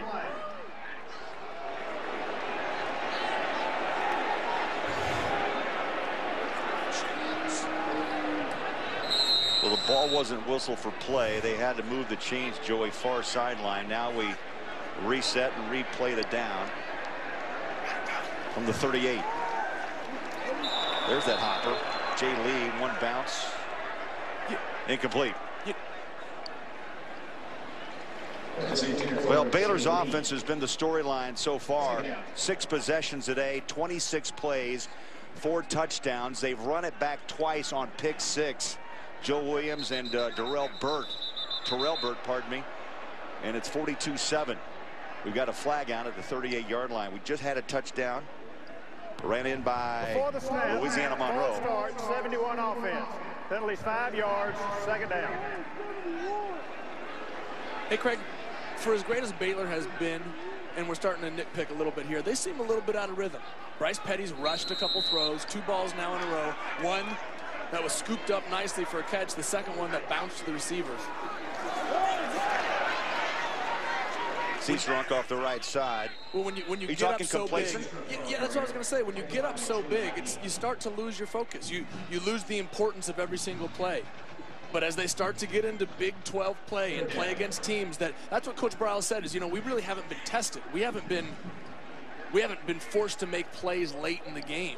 And they're going to have to learn how to keep their focus throughout the entire ballgame and not ever get complacent. Third down. Petty on a quarterback keeper. Just enough for a first down. Move the chains at the 28-yard line. Let's get a thought from Ryan Neese. Joe, you made a great point. They were able to get a first down right there, but you can feel somewhat of a low here in the offense. They got to keep their focus. They got to continue to keep their foot on the gas. That's what makes this offense so impressive. And guess what? This is situational football. They're also preparing for the games down the road. So all these players got to continue to work, continue to perfect their craft, and they do that with each snap. Well, Ryan, as you spoke, Seastrunk picked up about a yard, and they're ready to play football again. It's that quick on a high catch by Jay Lee. Breaks a tackle past the 25-yard line. Clock's under 4.5 minutes in this first half. Mitch Lane made the stop. That brings up third down. I think complacency could be a problem when you beat teams like Wolford 69-3, Buffalo 70-13. You're up 42-7. Tough catch. Touchdown, Baylor. There's focus. Clay Fuller climbed the ladder, laid on his back, and caught the football. We mentioned it just a minute ago. Weapons everywhere. Touchdowns from Goodley, Reese, catches with Fuller, Seastrunk, Petty running the football. Fuller with the touchdown here. Everywhere you go, you've got weapons for Baylor, and they have the ability and the confidence in these guys. That's the impressive thing. It's not just focusing on Antoine Goodley or Tevin Reese and getting them the ball every time. It's who is open by the defense, by the dictation of the defense. The defense is going to tell you who they're leaving open, and Bryce Petty has the confidence to throw it to any one of them. Clay Fuller's first reception of the season, and it's a touchdown. And that makes it 49-7. Under 4 minutes left in the first half. 8 plays, they go 75 yards. And again, under 2-minute drive.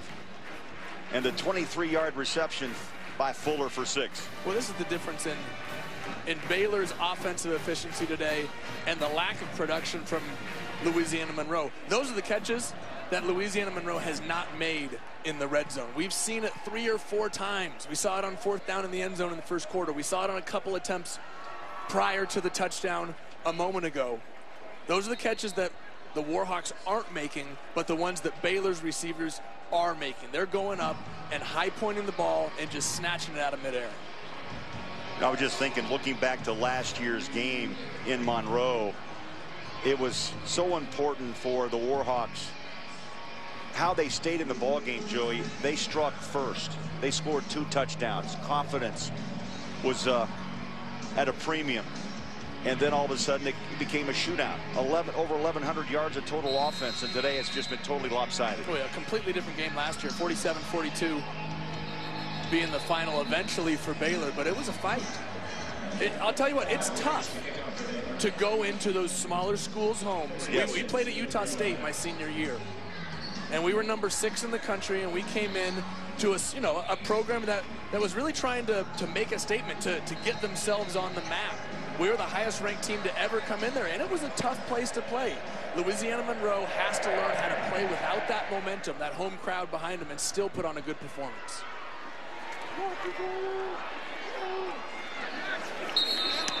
Good field position. Hey, Greg, we talked about the number of different guys for this Baylor team. Here, how about Shock Linwood? If we had a 4x1 team, I want him running the first turn because he's a running back, taking that corner. Then I'm going to Antoine Goodley on the backstretch for the speed. Lake Seastrunk anchoring that final curve, and then Tevin Reese handing it off for the home stretch coming home. The funny thing, we haven't even seen Shock Linwood. No. This is how deep this Baylor team is we haven't even seen all the talented players. Shock Linwood, Glasgow Martin, the second leading rusher from a year ago. These guys go 2 and 3 deep in every position. Pressure. Browning has to eat it. Guess who? Lackey has been sitting in his back pocket along with Terrence Lloyd and Sean Oakman for most of this first half.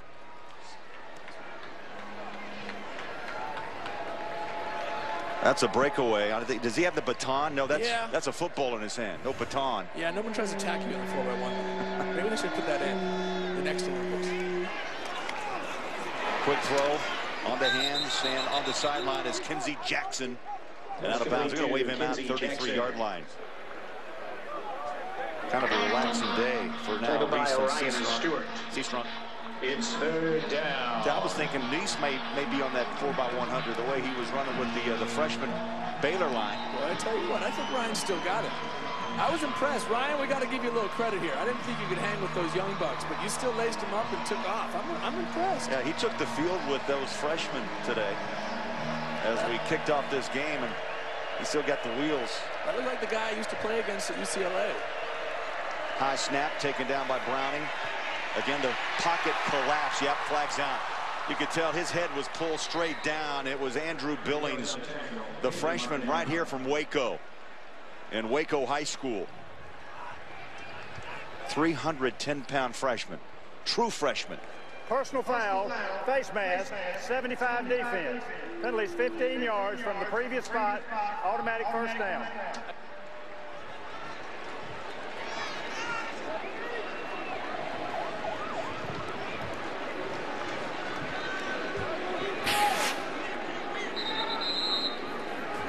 There's Nice, Ryan, as we're watching you. You know what? You got the baton. Speed. He hawked him. I mean, he was behind a few steps, made up the ground there.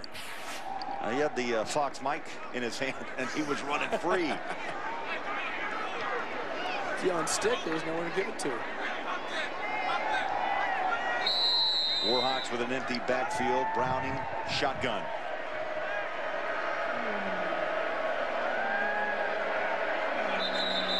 And the flag's out. Ryan, you didn't pull a hamstring, did you? No, I didn't pull a hamstring. 27 offense. Penalties 5 yards, first down. Greg, I didn't pull a hamstring. You know, that's a competitive nature in me now. I had to try to find a way to come back. I saw that guy get out on me a little bit early, but I had to keep running, keep my focus, maintain my stride, and allowed me to get back out in front. That wasn't an easy run. Trust me, I broke a sweat. Well, you're the only ones in cufflinks that's doing it. I made it look good, Joe. I made it look good. Browning, ball's out.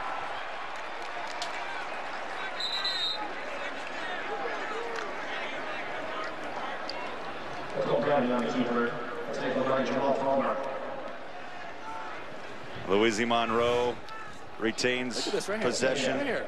Look at those things. They're shining even when he's running. God.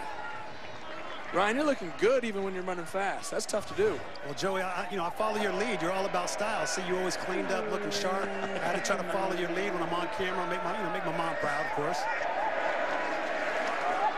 Quick throw, middle of the field. Browning. Rashawn Caesar at the 47-yard line. Yeah, Craig, I don't think it's just his mom that's proud. No. His dad, Ronnie Lott. I think is very proud to see absolutely the son still pedaling hard on the football field. You bet. Third down, 11. Under a minute and a half to play in the first half. And a 49-7 ball game led by Baylor.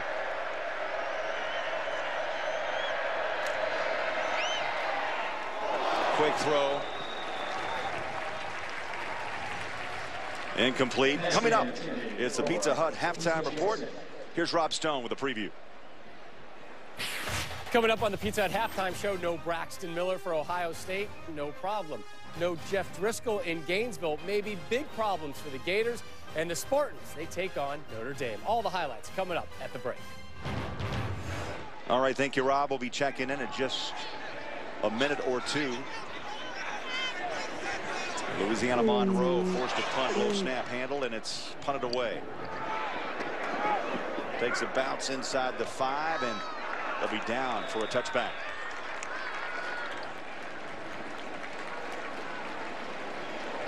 So a minute left to play in this first half as we look here. Beautiful shot, Waco, Texas.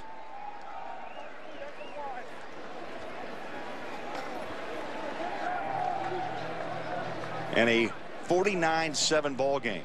Yesterday, those clouds, that sky was gray, black, and green, and rain aplenty. We almost didn't make it in. They needed the rain down here in Central Texas. Baylor, now they're going to run. And Seastrunk breaks one tackle. That's the strength of number 25, as he looked like he was pulled back or down to the 20-yard line, and he breaks it for 10. But I'd expect to see a lot more of Lake Seastrunk shock Linwood as this game goes on, running the clock, working on the things that they need to work on. They've shown they can throw the ball. Now let's get that thing on the ground. Petty on a play action, throws over the middle, pitch and catch right on the hands of Corey Coleman. Did I say they were going to run the ball? I meant throw it. I don't know if that's in Art Briles' vocabulary. He mixes it well, but loves to throw the football.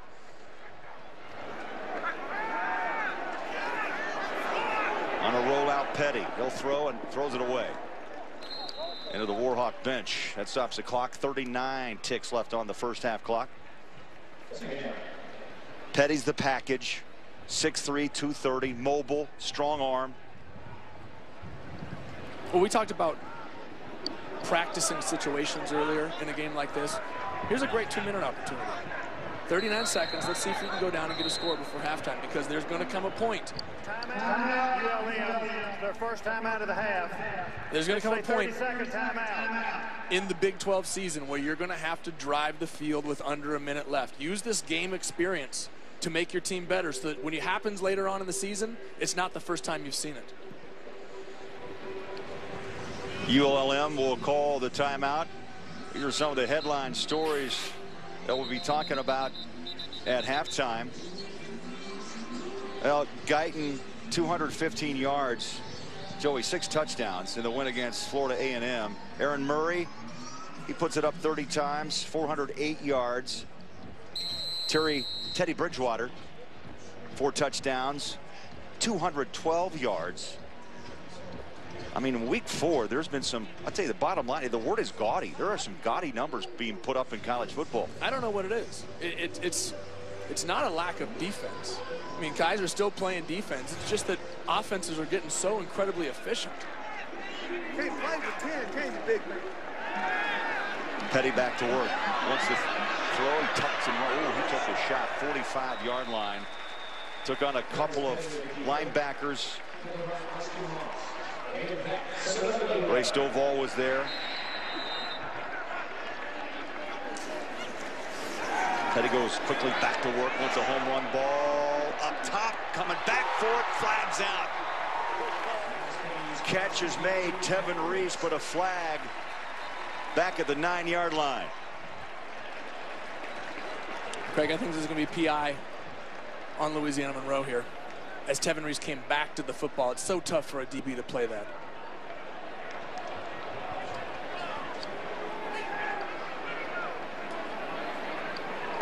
Pass interference, 16 offense. Penalty 15 yards from the previous spot. First down. So we'll see the replay. Looks like Tevin Reese may have tugged the jersey right there as he tried to plant his feet to come back. Yeah, that's a good call. So often you see that receiver stop for a ball, and it's the DB that runs into him. That's why you see so many quarterbacks throwing jump balls, because what's the worst that can happen? Incomplete, touchdown, pass interference, or an interception. Three of those four are pretty good options. But there, Tevin Reese just gets a little too aggressive with his hands and pushes the defender by. Final seconds of this wide open first half for Baylor. They hit it up the middle to Seastrunk. They'll run it up to the 48-yard line, and we have reached halftime here in Waco. Domination. Baylor 49, Louisiana Monroe 7. We now take you to Rob Stone, Coy Wire, and Petros Papadakis in LA for the Pizza Hut halftime report.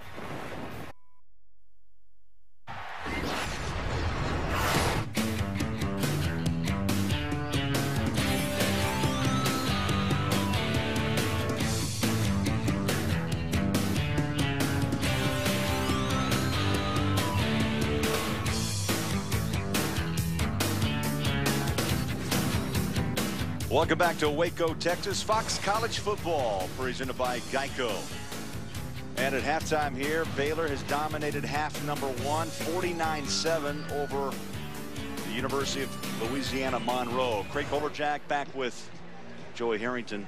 Not a lot to be said. Baylor, if you're a Baylor fan, you've got to be excited. We've seen speed. We've seen big play after big play, not only on the offensive side, defensive side as well. Well, it's come from everywhere. It's come from running backs on Seastrunk's big 43-yard run. It's come from wideouts, Goodley, Reese. But it all has to do with just flat-out speed everywhere for this Baylor team. Watch, they've done it in every way possible. They simply run right by you. And Antoine Goodley, the guy that you don't think, he's the bigger of the wide receivers. Tevin Reese running by people. Joe Williams taking the pick six.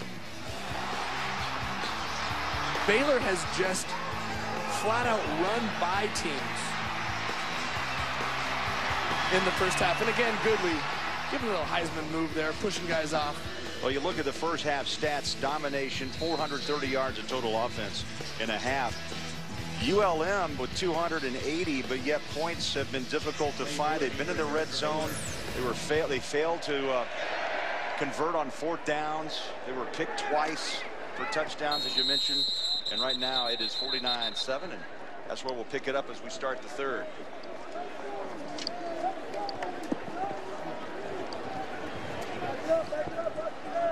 Baylor will have the football. And Petty had quite a half, mind you. 17 of 25, 4 touchdowns. He hit 7 different receivers. And coming into this game, he had 5 career touchdown throws, 4, as I mentioned, in half number one. Well, at one point, he was 9 for 12 for 3 touchdowns. Every third time he threw the football was a touchdown. And it looks like he's going to try it right again right there. There's no let up in this Baylor offense. You know, I was going to ask what you think the philosophy of Art Briles will be, because again, the score is lopsided, but yet as you start a half, do you not still come back, Joey, from your experience and just continue to run game plan? Well, I think you've seen a shift in philosophy and in a lot, I won't call it a younger generation of coaches, but you saw maybe the compassion. You know, you wouldn't see Tom Osborne run the score up like Lake Seastrunk is about to do right here. Can you say goodbye? Second play, bang, touchdown, Baylor. To finish the thought, you just got to run your offense. And at a certain point, you say, you know what? Both of these teams have scholarship players, and one of them, sometimes you just got to make a play.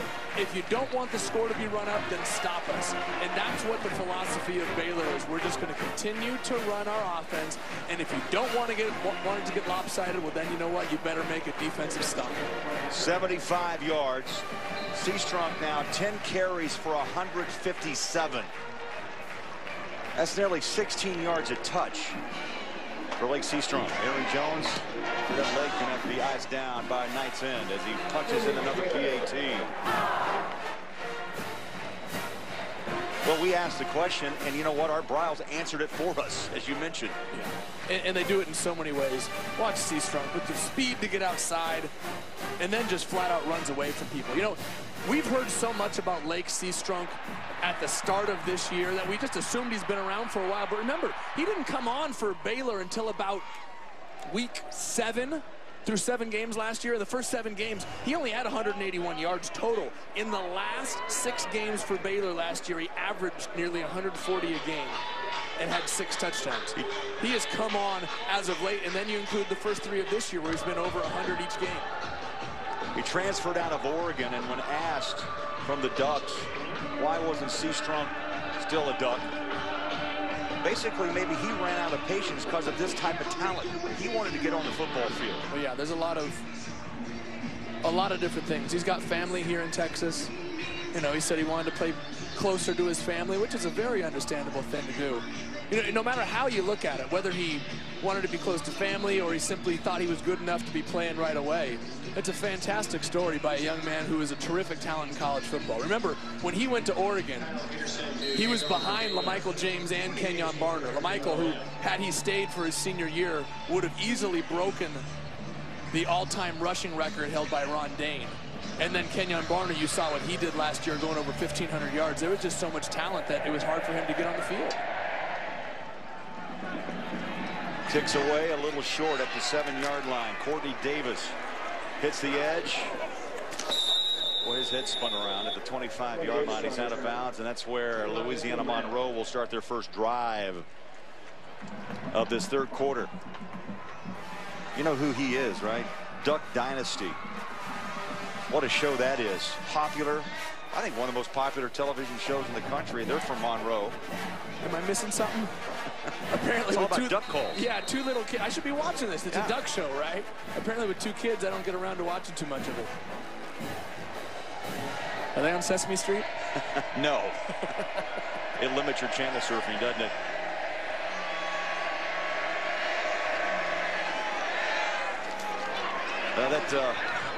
Guys who own the Duck Commander Company featured on the reality show Duck Dynasty, they're based in Monroe. With ULM coming to town, the official Baylor football Twitter feed tweeted out their own Bear Dynasty photo on Wednesday. I'd say that's pretty clever. It's got a point. Yes. I mean, it's kind of spot on. Robert Griffin III obviously won the Heisman 2 years ago. Last year, people didn't realize, I think he really went under the radar, Nick Florence, what a fantastic season he had, leading all of college football in total offense. And now Bryce Petty steps in and coming into this game had completed 80% of his passes for 4 touchdowns and was leading college football in passing efficiency. I mean, they've got a dynasty of quarterbacks going here. Good point. Jairus Edwards carried the football to the 31-yard line. That brings up 3rd down, call it 4. Backfield empty. Browning's been under heat all day from Lloyd, Oakman, Lackey. Quick throw over the middle, balls through the hands, incomplete. Rashawn Caesar was the intended receiver. And we got a player down.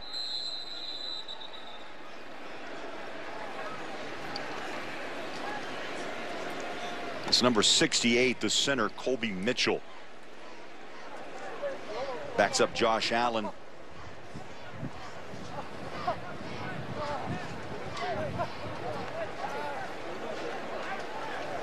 So the trainers are out. We'll step aside. 56-7 Baylor. Colby Mitchell able to get off the field with the help of a couple of teammates. They're looking down at that left ankle, left foot. He's grimaced a few times.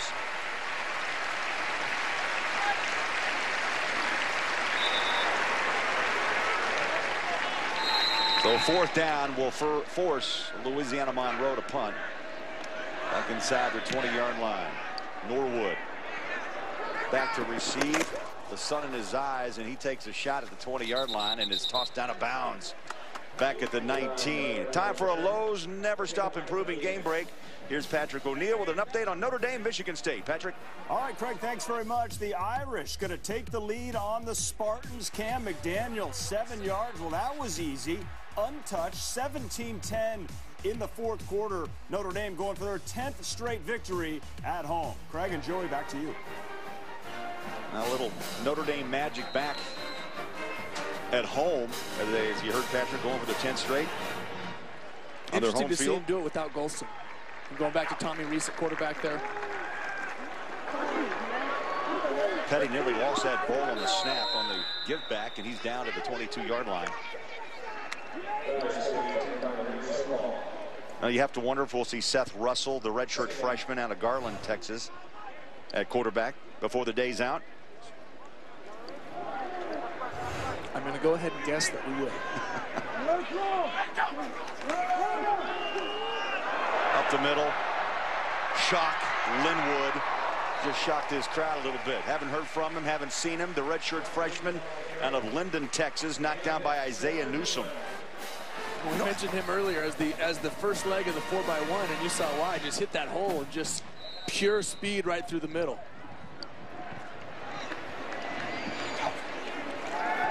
The depth of Baylor is impressive. Petty looks one way, goes the other. Ball's on the hands. It's like playground football. Kevin Reese at the 15-yard line. I'm gonna go back and bet you we see Petty at least for this third quarter, because this team has not played that much football together. They need snaps. That's a good point. I mean, they've been out against Wofford and Buffalo very early in the ball game, and that's a good point. Reps for this team. Linwood, right side, inside the 10-yard line. Shock came in averaging over 6 yards a touch. Seastrunk over 9 yards. Glasgow Martin over 4 yards a carry. Yeah, this is a deep backfield for Baylor. Rides the pile inside, and Linwood pushes his way in. Touchdown, Baylor. Seastrunk scored on the last series. Now Linwood comes in. Gets a couple of touches, and Baylor finds the end zone for 6 more. It really doesn't matter who's in the backfield. It doesn't matter who's split out wide. Another player down for the Warhawks.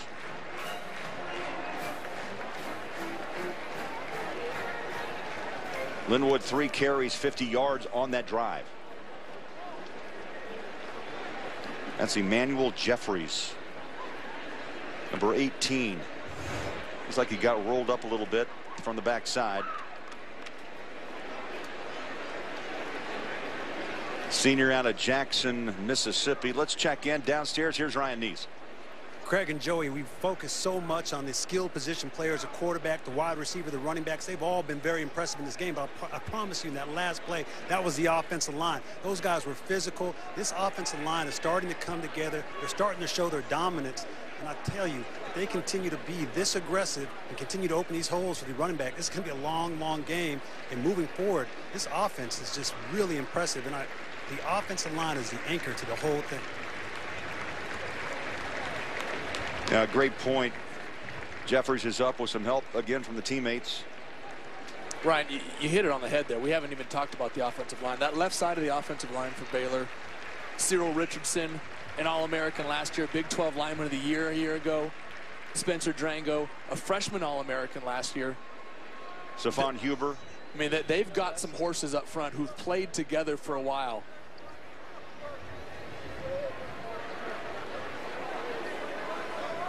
There's Seth Russell. You got to loosen before you can get on the field. He's thrown for 213 yards, a couple of touchdowns so far this year. He can carry the ball as well. And now Aaron Jones is set to try another PAT. Kicks up, splits the uprights. 62-7 Baylor. It's been all Bears. What a day in Waco.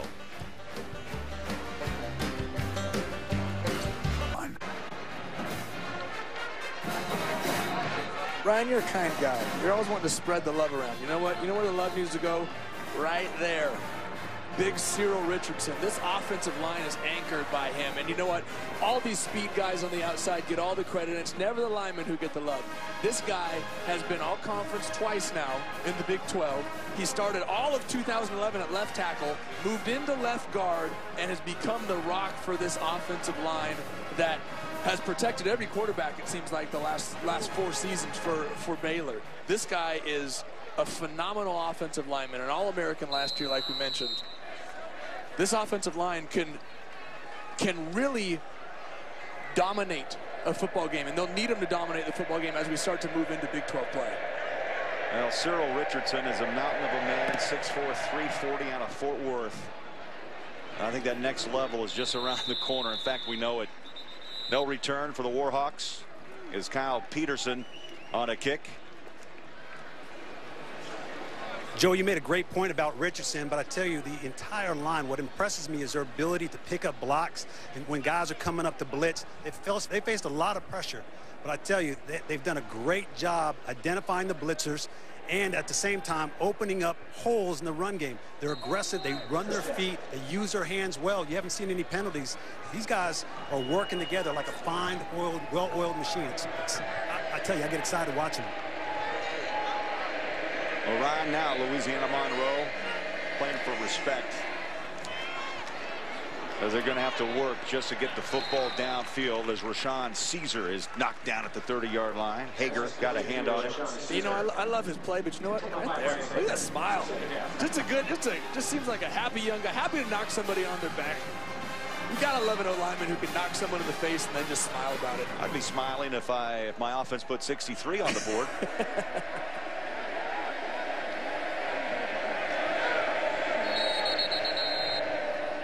Now, timeout called by Todd Berry. Timeout, ULM. It's their first timeout in So the half. ULM will burn the first time out of the second half. We'll step aside. It's Baylor, and Waco. My name is Mamadou Dieng from Senegal, West Africa. Never thought I would be a football fan when I first got here, but now, you know, it's just something that I look forward to during the week, you know, love Baylor football. And I'm very, very, very thankful to be in this city. Sick Bears! There he is, and he's in the stands today, the 7-foot 1-inch Mamadou Dieng, former Baylor basketball player, and he is a super fan. How about that? He's turned himself into a football fan. Browning, been pressured all day, throws that ball smartly away. Palmer, the left end, with the pressure. I think Mamadou's kind of glad the crowd is thinned out a little bit so room. He can stretch out. Yeah, he's got plenty of room. How about putting him on at tight end? You know, you put a little weight on him, put him in the weight room. Be a nice little red zone target for you. Maybe he could be a twin right end with Oakman, who's 6'9". You go 6'9", 7'1". High snap taken down by Browning. Quick throw over the middle, and what a pressure. One of the big keys today. Pressure on Browning all day.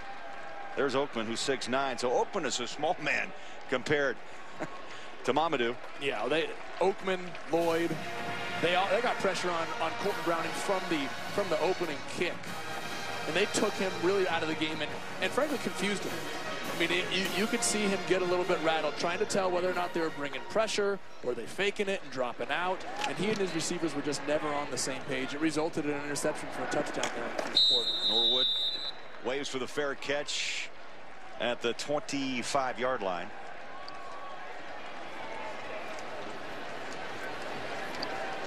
Tonight, the countdown to one of the biggest UFC events of the year will be right here on Fox Sports 1. Live preliminary fights leading up to UFC 165. Jones versus Gustafsson starts tonight at 8 p.m. Eastern, only right here on Fox Sports 1. And now the quarterback change has happened. Petty's done for the day. And we'll see Seth Russell, redshirt freshman out of Garland, Texas.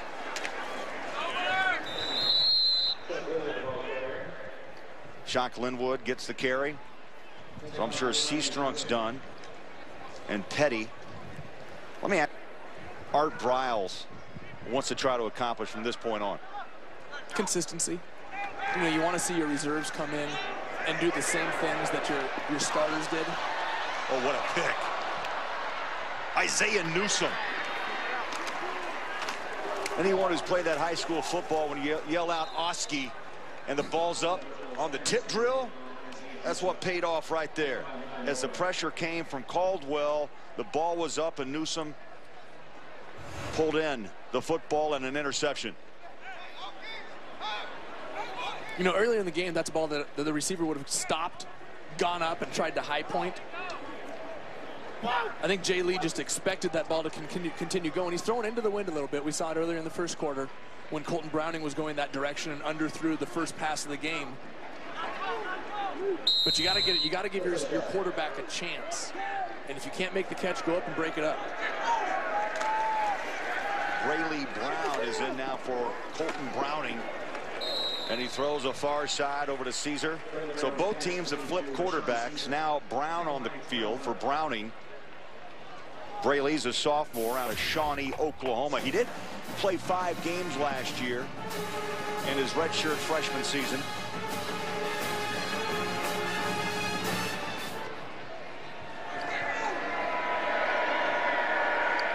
A pickup of 1, 2nd down 9. Got the 4 wide receiver package.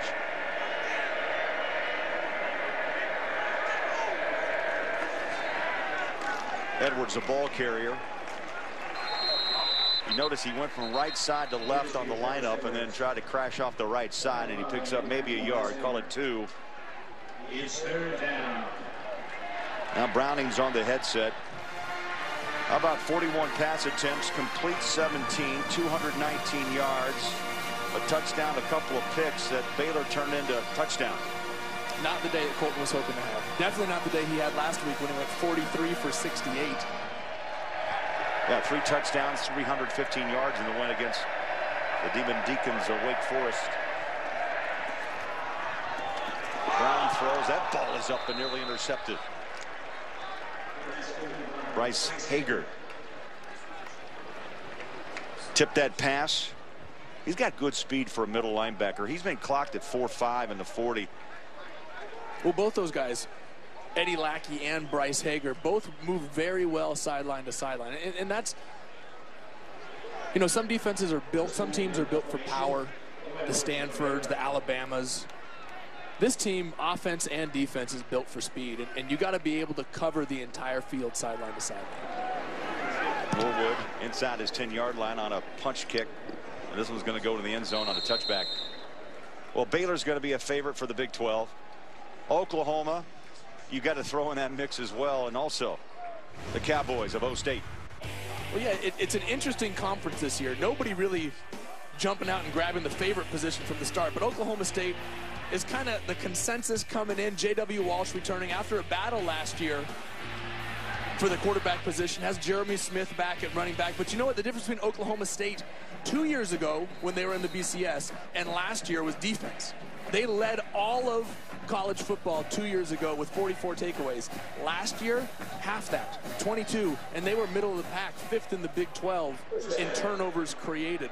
That's what we've talked about with Baylor. They need to have that defensive play if they're going to get up to the top of the conference. The ball falls incomplete. We didn't mention Kansas State, the reigning Big 12 champion. Gone is Colin Klein. Gone is Arthur Brown. And we saw them in week 1. North Dakota State rolled into Manhattan and pulled off a big upset. But you know what? Leadership was a big key in week 1. Well, yeah, gone was their leadership. That was the key. When things got tight there at the end, you were looking for somebody to step into the shoes of Arthur Brown or step into the shoes of Colin and be that emotional leader, the guy who rallied the troops. And Kansas State was missing that very early this year. Oklahoma, another team that could be missing that. Landry Jones, a starter for so long for the Sooners. Now they've got a little bit of a quarterback controversy with Blake Bell and Trevor Knight trying to battle for that job. Darius Jones was the intended receiver. He's got some breakaway speed. There was a flag out. Looked like a little jump on the right side of Louisiana Monroe. Offsides, 90 defense. Penalties 5 yards. Repeat 3rd down. That's Ray Stovall, linebacker who stands up as an end. Well, smart play by Seth Russell. Knowing you got a guy offsides, you get a free play, take a shot down the field. There's nothing bad that can come from that. I like the awareness by the young quarterback. On a keeper, Russell jumps through that Warhawk defensive front and gains a 1st down at the 32-yard line. Robinson, Cody Robinson with the tackle. To Seth Russell, big frame. And you know he's going to get a little bigger in the weight room. 6'3", 205. It's just good to get experience at this point in your career. Linwood falls forward to the 35.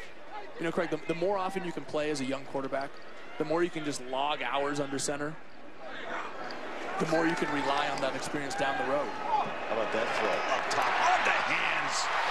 Levi Norwood, touchdown. It doesn't matter who's under center, who's in the backfield, who's split out wide. This is a machine, Craig. This is an absolute offensive machine. That may be the best throw of any quarterback today. Without a doubt. Russell lobbed it, timed it, put it right on the hands of Levi Norwood. He didn't have to open his eyes. Just run with your arms stretched out. I'm going to drop it right on your fingertips. Perfect throw by Seth Russell. Well, scoring the story so far in this 2013 season for Baylor. They scored 69 against Wofford in week 1. They scored 70 against Buffalo. After the bye week, they've roared back with 70 today, under 8 minutes left in the third quarter.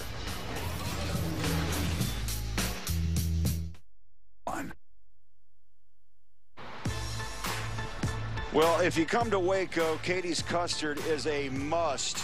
We made a little drop-by last night, I got to be honest. The Vortex, the Cyclone, got the little brownie with the hot fudge.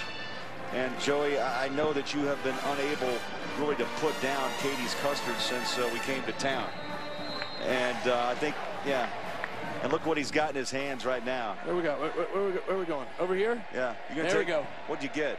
Well, all I had was vanilla. They had a little chocolate. I'm not, I should say, I'm not a big chocolate custard fan or a vanilla kind of guy. Well, you got some vanilla, but mostly vanilla. Mostly vanilla. Got a little chocolate in there. Got to mix it up. Step out of your comfort zone, right? You know, you talked about Oklahoma State. We talked K-State. As you continue to, can you take a minute to talk Oklahoma? What? I mean, you know the Sooners. What are we talking and about? Coach Stoop, they're in the national picture. You would agree. Katie's Custard, what? Oklahoma in the national picture. Hold on. The key for Oklahoma is quarterback. It really is. Blake Bell and Trevor Knight, they got to figure out what's going on. Trevor Knight was the guy coming out of camp, the freshman that they, some would say, unexpectedly gave the job to. Blake Bell was the incumbent, the belldozer, the guy who they gave it to in the red zone. Everybody expected him to be the job, or be the guy coming out. Maybe Blake Bell expected himself to be the guy. Well, they're 14th ranked, Joey, as you know, and here's probably the biggest test in this early part of the season. It comes next week against Notre Dame. That's right. And I'm curious to see who's going to be under center for him, because Blake had a great day last week filling in for the freshman Trevor Knight. And I think, frankly, he got a little bit of a controversy on the hands. Coach Stoops is going to have to make a decision on who the guy is. Does he stick with the young freshman who he gave the nod coming out of camp, or do you go with the proven guy who's got more experience? Well, Oklahoma will have to play Baylor here in Waco on November 7th. So fans will have to wait a while to see the Sooners in town. 70 points today, ties the school record. They had 70, as I mentioned, in week 2 against Buffalo. Week 1, they opened up against Wofford with 69. Sorry, I was into the custard again. I know you were. What were we talking about?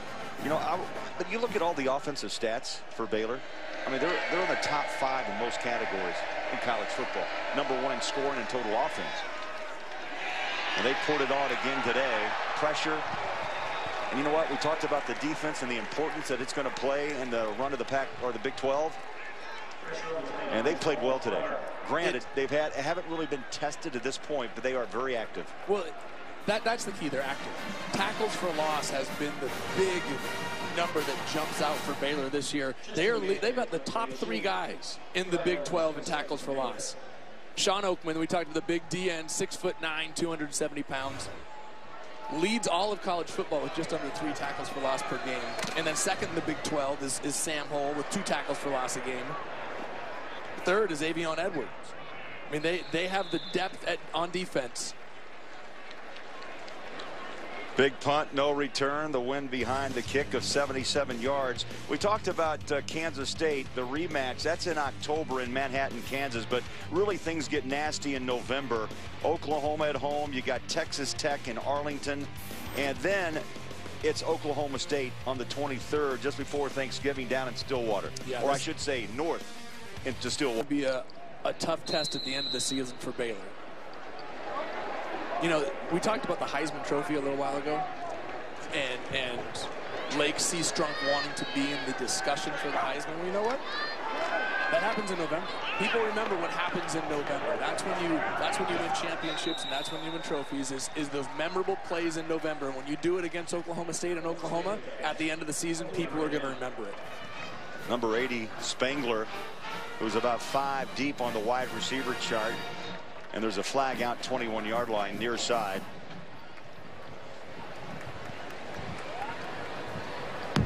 Holding, 81 offense. Penalty is 10 yards from the spot of the foul. First down. Well, I was told that Rhett Butler would play today, and he is the 3rd string tight end. Jordan Niver's out with a back injury.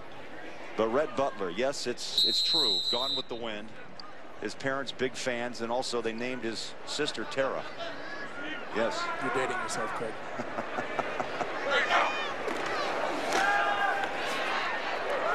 Quick throw, Rhodes, true freshman. Knocked down at the 24-yard line. Say the depth of this Baylor team. You're seeing it right now. It's at every position. Second down. Goodley and Reese, like I said earlier, in my opinion, are the best tandem of wideouts in the country. But we've seen Robert Rhodes, we've seen Jay Lee, we've seen Clay Fuller. Lake C. Strunk is probably going to be a Heisman candidate. But we've got Glasgow Mark behind him, who hasn't even seen the field today. Shock Linwood, who's been a huge addition. I mean, the depth on this Baylor team is really scary. Chafin, the ball carrier, hits the side. Ran by a blocker. Trying to seal the edge, and they did. Down to the 36, call it the 37-yard line. There's Lake C. Strunk. He came in averaging, Joey, nearly 131 yards on 14 carries. Today, he has just eaten up Louisiana Monroe. This season now 418 yards. That's 11 yards per touch. Well, he upped his yards per carry out from 9 to 11. The only guy I can think of, and here's the discussion point for you. You want to go back? I think what may be the greatest backfield in college football history is at Notre Dame, 1992, I believe. Rick Meyer at quarterback, Jerome Bettis at fullback, and you had a guy at tailback, Reggie Brooks, who averaged 9 yards a carry for the entire season. I'm going to be interested to see if Lake can continue to put up those types of numbers, because very rarely has that been done.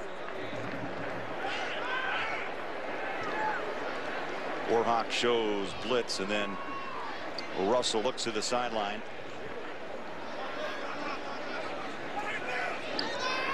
Clock as it comes up on 4 minutes left in this 3rd quarter. Hand off to Chafin. Breaks a tackle, makes a nice move, spins out of another. You know what? Seth Russell sold me big. Chafin had that ball in his belly, and then Russell took it out, and that kid put on a show on that run. Are we seeing the next generation in the Bear dynasty? Wow. Griffin, Florence, Petty, Russell. No, we talked about the total package, and you just saw his run ability.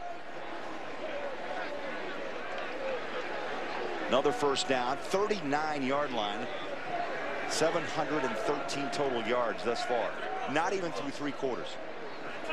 You go a lot of games where both teams don't put up 700 yards. Quick throw near side. On the catch is Robbie Rhodes. You've got a redshirt freshman working with a true freshman. I mean, this is the depth, the youth of Baylor right here in front of you. He's out of Fort Worth Southwest High School.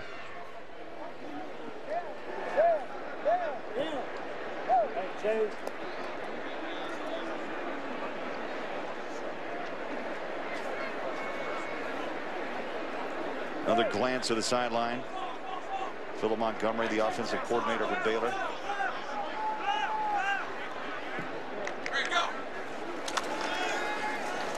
Russell throws on a slant. Oh, it's bobbled and caught at the 22-yard line. Beautiful catch by Jay Lee. How about a game break? Here's Patrick O'Neill. This matchup may be one of those types of games. FCS Bethune-Cookman at number 8 Florida State. Quentin Williams a lot of time, but he's picked up by Telvin Smith, taken to the house 68 yards. Seminoles out of safety. It's 12-0. Bethune-Cookman 3-0, but FSU is not Florida International. Craig, back to you. All right, thank you, Patrick. I would agree. We've seen a couple of pick six today here in Waco. Both of which were created by pressure from that Baylor defense. Russell puts that ball in his stomach and past the 20. He's going to be short of the first down. It'll be 3rd down and 2. You know, if I'm Mark Briles, I'm obviously happy about the number of points you're putting up and what the offense has done, but I'm happy about what your defense has done. Those two turnovers early, those were big. You win with turnovers, especially in the Big 12, where you've got offensive teams all over the place, and you're going to have to.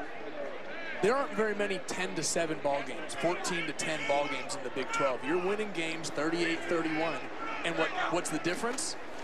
Is creating turnovers on defense. First down by Chafin.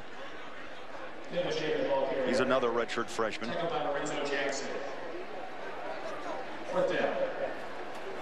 Just short, 4th down.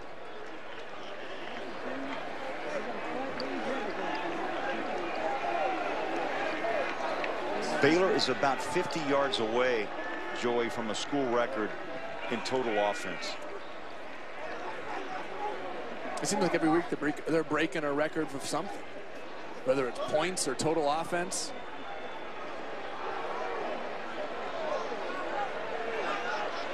They need you. They're missing a holder. That's a holder in college. I'll hop on down. And now the game clock, play clock runs dry.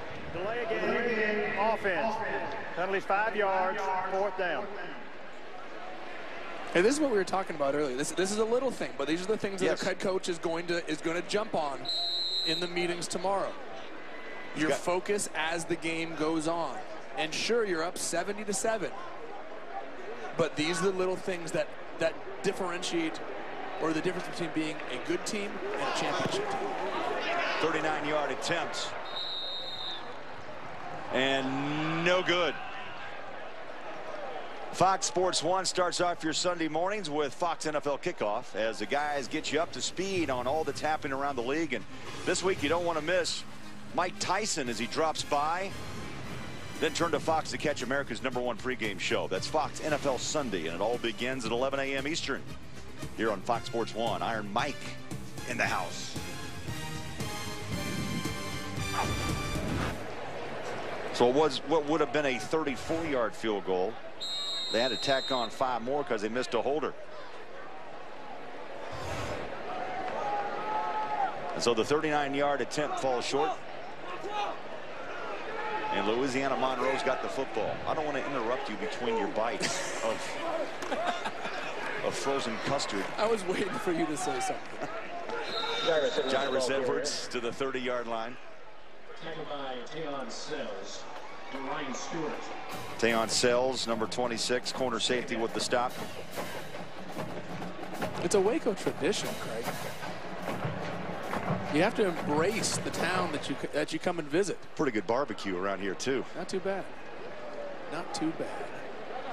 They're gonna let this clock run out in the 3rd. Baylor from the start dominating at home, 70-7. 3 quarters in the books and 15 minutes of football left here in Waco, Texas. It's been a track meet. Baylor has shined on both sides of the football, and they're running away from Louisiana Monroe.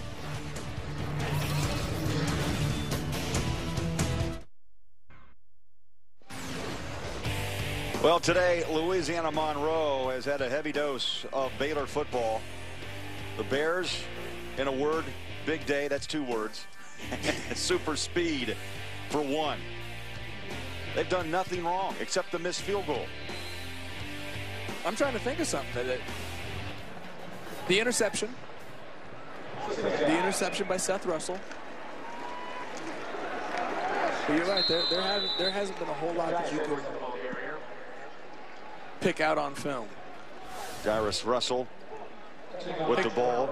Craig, Ryan talked about the speed in the open. Oh, yeah. These guys, Antoine Goodley, Tevin Reese, Lake Seastrunk, they all averaged more than 15 yards every time they touched the ball. How about Antoine Goodley's yards per catch? 31. 31 with 2 touchdowns. You know, I'm just going to touch the ball for 31 yards every time. His 2 touchdowns, 63 and 65 yards. Let's not forget Tevin Reese, who upped his, what we call it, a streak. 17 of his 19 career touchdowns now have gone for over 40 yards. The guy's a big play machine, and he's been completely hidden in the shadows behind guys like Terrence Williams, Kendall Wright, who have been phenomenal wide receivers here at Baylor. Tevin Reese has just been a big play machine for the last 3 years. Fuller back to return the kick. And this will bounce inside the 15, now inside the 10. Baylor special teams, great job. They'll down it at the 1-yard line. Baylor 99 yards away from pay dirt. They're up 77.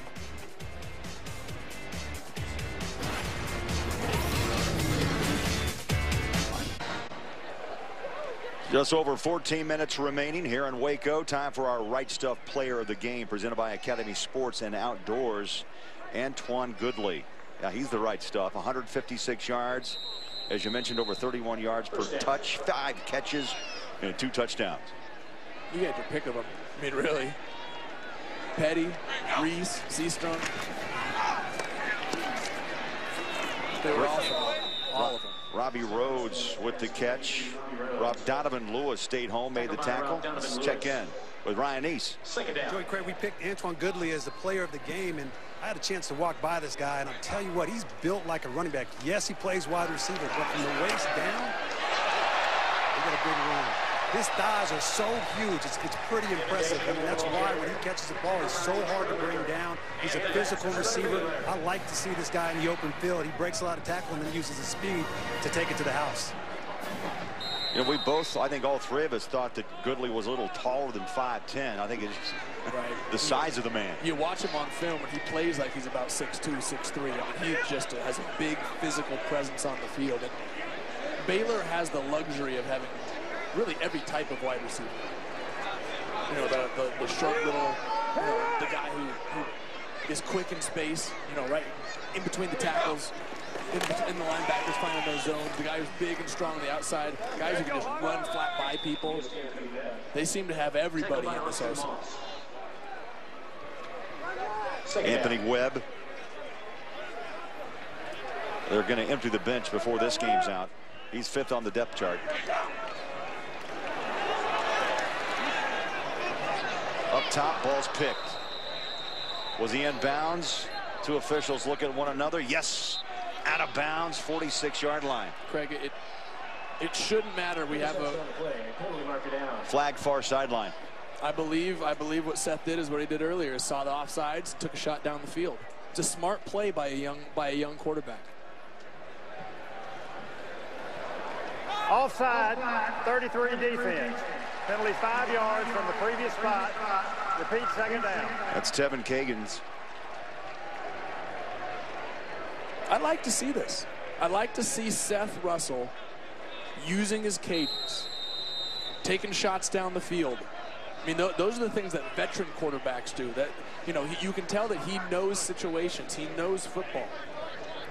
If I'm Mark Riles, I'm really encouraged by what I'm seeing from Seth Russell here in the second half. Second down. Hand off to Webb. Clock runs under 12.5 to play. How does this team, Baylor I speak of, Joey, handle another bye week? Last week a bye, they get this game under their belt, and they have to wait another week before they're back on the football field against West Virginia. It's tough. I mean, When I saw that on their schedule, my first thought was, ooh, that's just an unfortunate situation. One, to have your buys so early in the year, and then two, to have them in 2 buys in 3 weeks. I mean, you want to have them spaced out so that you can get a break during your conference play, maybe get a little bye. You know, having one of them at this time is nice so that you can get prepped up for the Big 12 season. But you like to have one later in the year so you can get guys healthy and fresh. Yeah, that's the point. Yeah, Baylor told us they thought that they were able to heal up a couple of guys last week, but you're right. Come November, late October is when you usually like to have one more in your hip pocket. Well, and we saw their schedule in November as well. You're going to have to be ready to play, and you're going to need to be fresh against Oklahoma, Oklahoma State, Texas Tech. That's the meat of this Baylor schedule, and not to have a bye is definitely a disadvantage.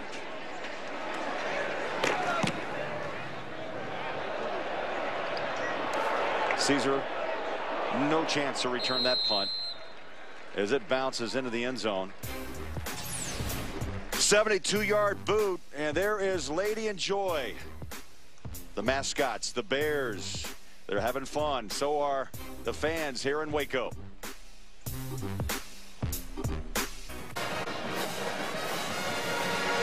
Time for our Chevrolet stats comparison. We look at the 2 wide receivers for Baylor in Reese and Goodley. 108 yards, 6 catches, 18 yards per catch. As we mentioned, the big day for Antoine, 156 yards, 2 touchdowns. I can see why they're smiling. I think Art Briles has to have a smile as well after the first 3 weeks of this football season.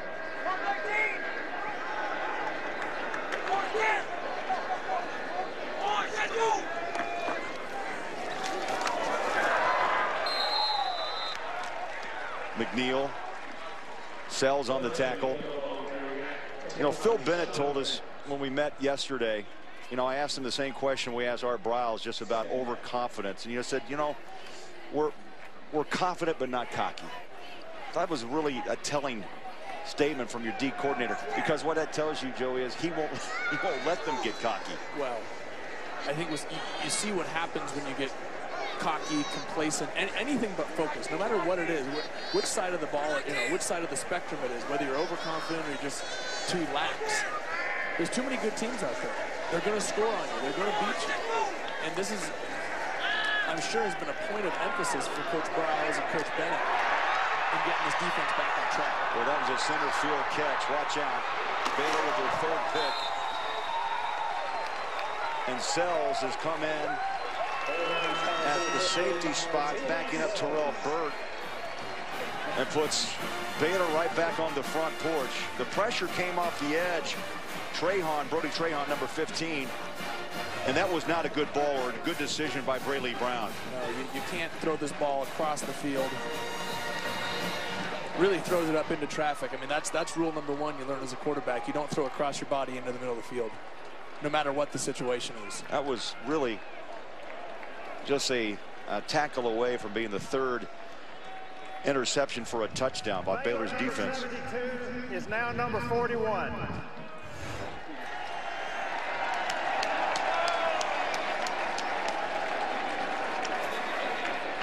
Well, they're a touchdown away from going up by 70 points, too. And a touchdown away from a new scoring record at this stadium.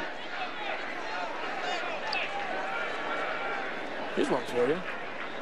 Do you know what the largest margin of victory is by an FBS team over an FBS team? Let's say it called the modern. I would say we're getting close. Delay game, offense. Penalty 5 yards, 1st down. 81 points. Penn State over Cincinnati in 1991. Do you know what the score was? I know these things off the top of my head. Uh-huh. How about 81 to nothing? Pitch to shutout. Pitch to shutout. Threw a no-hitter. Baylor gets the 5 yards back. Chafin, middle of the field. They'll mark him at the 8.5-yard line. 2nd down goal. Under 10 minutes left.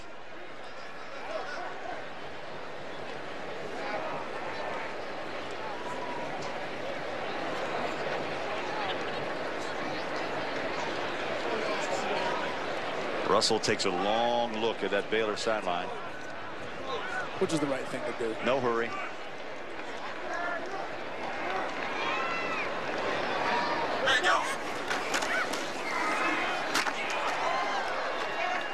Chafin again, ball carrier. Second effort trying to push that pile. They're going to mark him down at 5. And now some emotions. I would say that's frustration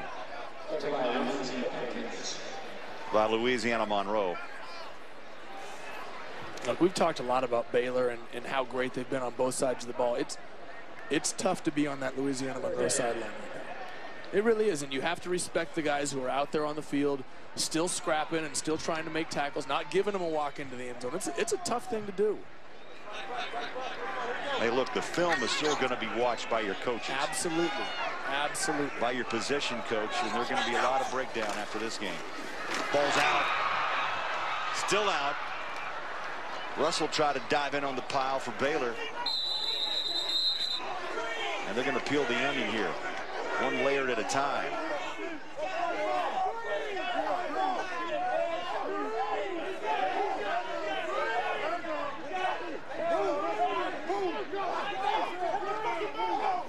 And it's taken a while. That's several layers. It's a big onion.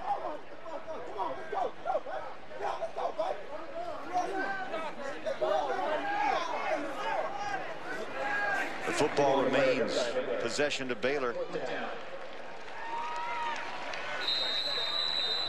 So now 4th down and goal, 8-yard line.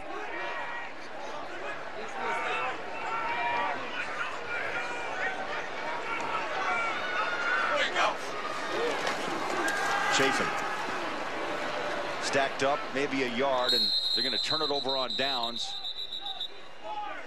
And so Louisiana Monroe holds inside the red zone. Let's go downstairs. Special guest who can throw the football and do a little running himself alongside Ryan Neese. Guys? Craig, you're absolutely right. I do have a special guest. Nick Florence was a quarterback this time here last year for Baylor. You set a single-season record in passing yards. But you just told me a second ago this was your first time back on the sidelines, not suited up. Tell me what you're feeling right now. It's weird. You know, being down on the sideline 4 years in a row and having pads on and then coming down here in street clothes is a little different. It's nice. It's not stressful, though, which is nice. So that's good. That's good. When you look at this offense, obviously they're putting up big points again. What is it about this offensive scheme that's so explosive and is, really eats up defenses? I mean, we got good players, first and foremost. You know, Coach Browse and staff done a good job recruiting. Then those guys are hungry. You know, they want to make a name for themselves, and the staff do a great job of calling plays. And it's not about one man or one person. You know, everybody does their part, and then everybody gets a taste of the ball and does their thing.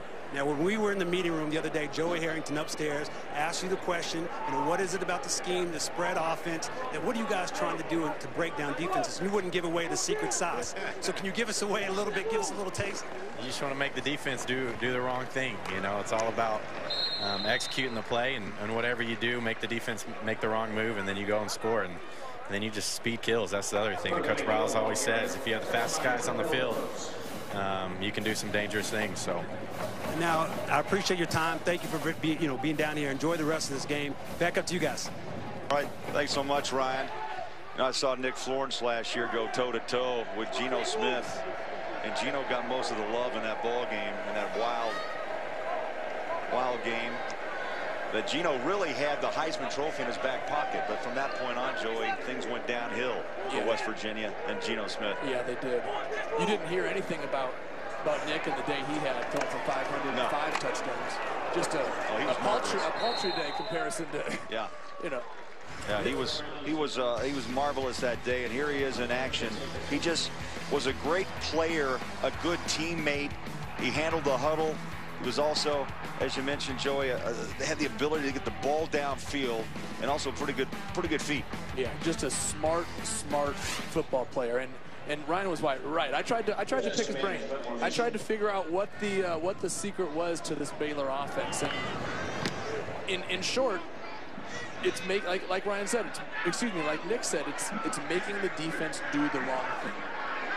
Baylor wants to spread you out as far as possible, create space, and force you to do the wrong thing.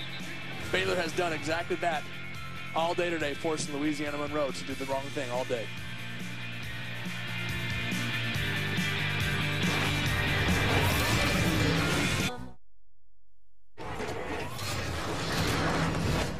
Well, this is the Baylor line, the freshman class that runs out to form that tunnel to welcome in the Baylor Bears. Ryan Neese ran with them and nearly, I think he won the race. Ran with them. He ran ahead. He ran through them and got ahead of them. And they're still here. Yes, they are. 6 minutes left.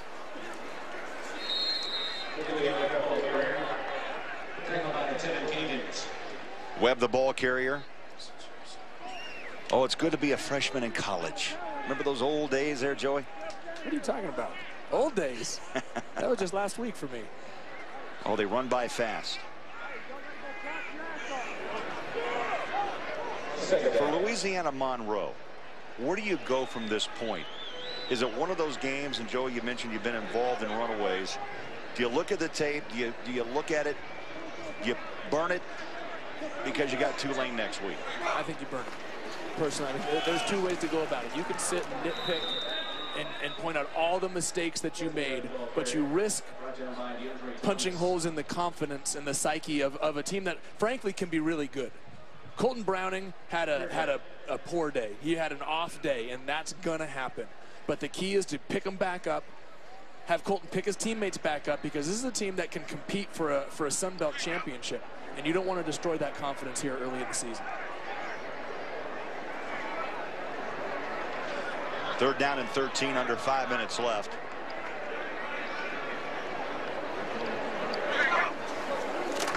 Russell feels the pressure from the edge.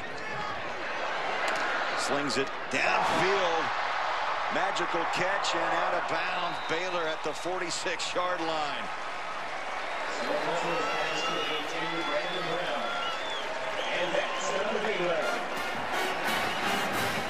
Well, Brandon Brown with the circus catch. And let's go back and ask, Joey, what did you really learn from Nick Florence about the secret of Baylor football with the spread offense? Well, yeah, it's a different philosophy. I mean, it's the idea of using the entire field, not just the length of the field, but the width of the field as well, forcing the defense to declare their hand. You know, when the wideouts are splitting the numbers in the hash right here, most wideouts line up right there at the top of the numbers. Instead, the Baylor wideouts are all the way almost to the sideline. It's another 5 yards of space. A corner cannot disguise what he's going to do as easily when he's out there on an island. A linebacker cannot disguise as easily if he's going to blitz or drop into coverage when he's split 12 yards from the line of scrimmage, simply because he has to cover that guy. It forces a defense to declare what they're going to do, which in turn allows quarterbacks to make quicker decisions because they don't have to guess. They can look at the picture, say, I know what it is, I'm going to make a decision, and go. Yeah, that's a good breakdown. There's balls out. Still out.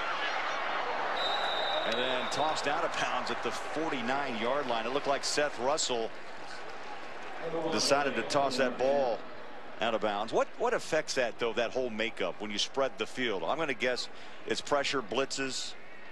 It is. It's winning, the ability to win the one-on-one matchups. The ability to tackle in space. You know, I remember a good example last year, the Oregon-Stanford game. Oregon is another team that Baylor is often compared to offensively. And Stanford, that front seven last year was one of the best in college football. And the reason they were able to win that game, Stanford was because they broke down. They tackled in space. They never allowed that big play. There is no foul on the play for illegal batting. The ball is out of bounds where it crossed the sideline. They never allowed Oregon to get out into space and create that big momentum play. You have to be able to tackle. That's the key. You have to be able to tackle in space if you're going to play these fast, spread you out type of teams. Russell tossed it out of bounds. As you heard, there's no flag on the batting call. 48-yard line. It'll be 3rd down and 12 as we roll up on 3 minutes left in this game.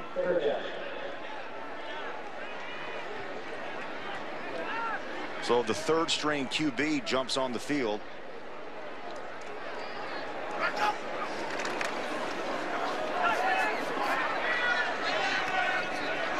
some playing time as Art Briles continues to show his depth, Joey. And, you know, a couple of reps here and there will help you down the stretch. Every bit of playing time helps. It's something else to reference when you get into that situation later on. Seth Russell got some valuable playing time. You know, it may seem like just garbage throwaway time, but he got some valuable situational experiences. You know, we talked about the offsides. Okay, defense jumps offsides. You got a shot. You got a chance at free play. Take a shot down the field. And he did it twice, and one of them got intercepted. But it doesn't matter because he learns that that play comes back, and now he knows next time to continue to do that. Punts away, trying to punch it inside the 5. Special teams bat it back in. Play at the 2-yard line. Beautiful play by the special teams. 43-yard touchdown. Goodley's had a big day. He's on the sideline. He's resting. 2 touchdowns as he runs away from Louisiana Monroe.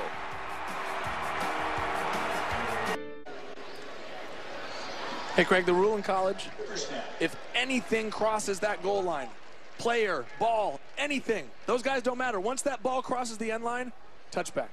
Doesn't matter if you bat it back. It's not like the NFL. You cannot jump in there and bat it back into the field of play. Once that ball crosses the end line, the goal line, excuse me, touchback. A good call by the officials. There was a bunch of Baylor Bears down there trying to push it back. And they were Johnny on the spot. Giving high fives, Roth.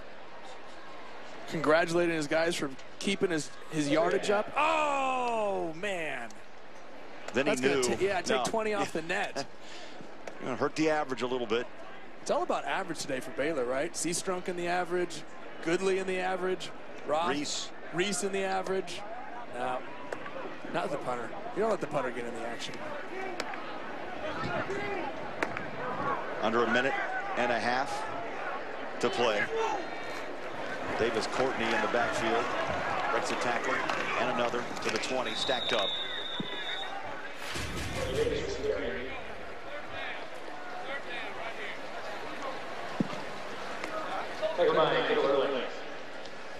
We talked about valuable playing experience for Seth Russell under center.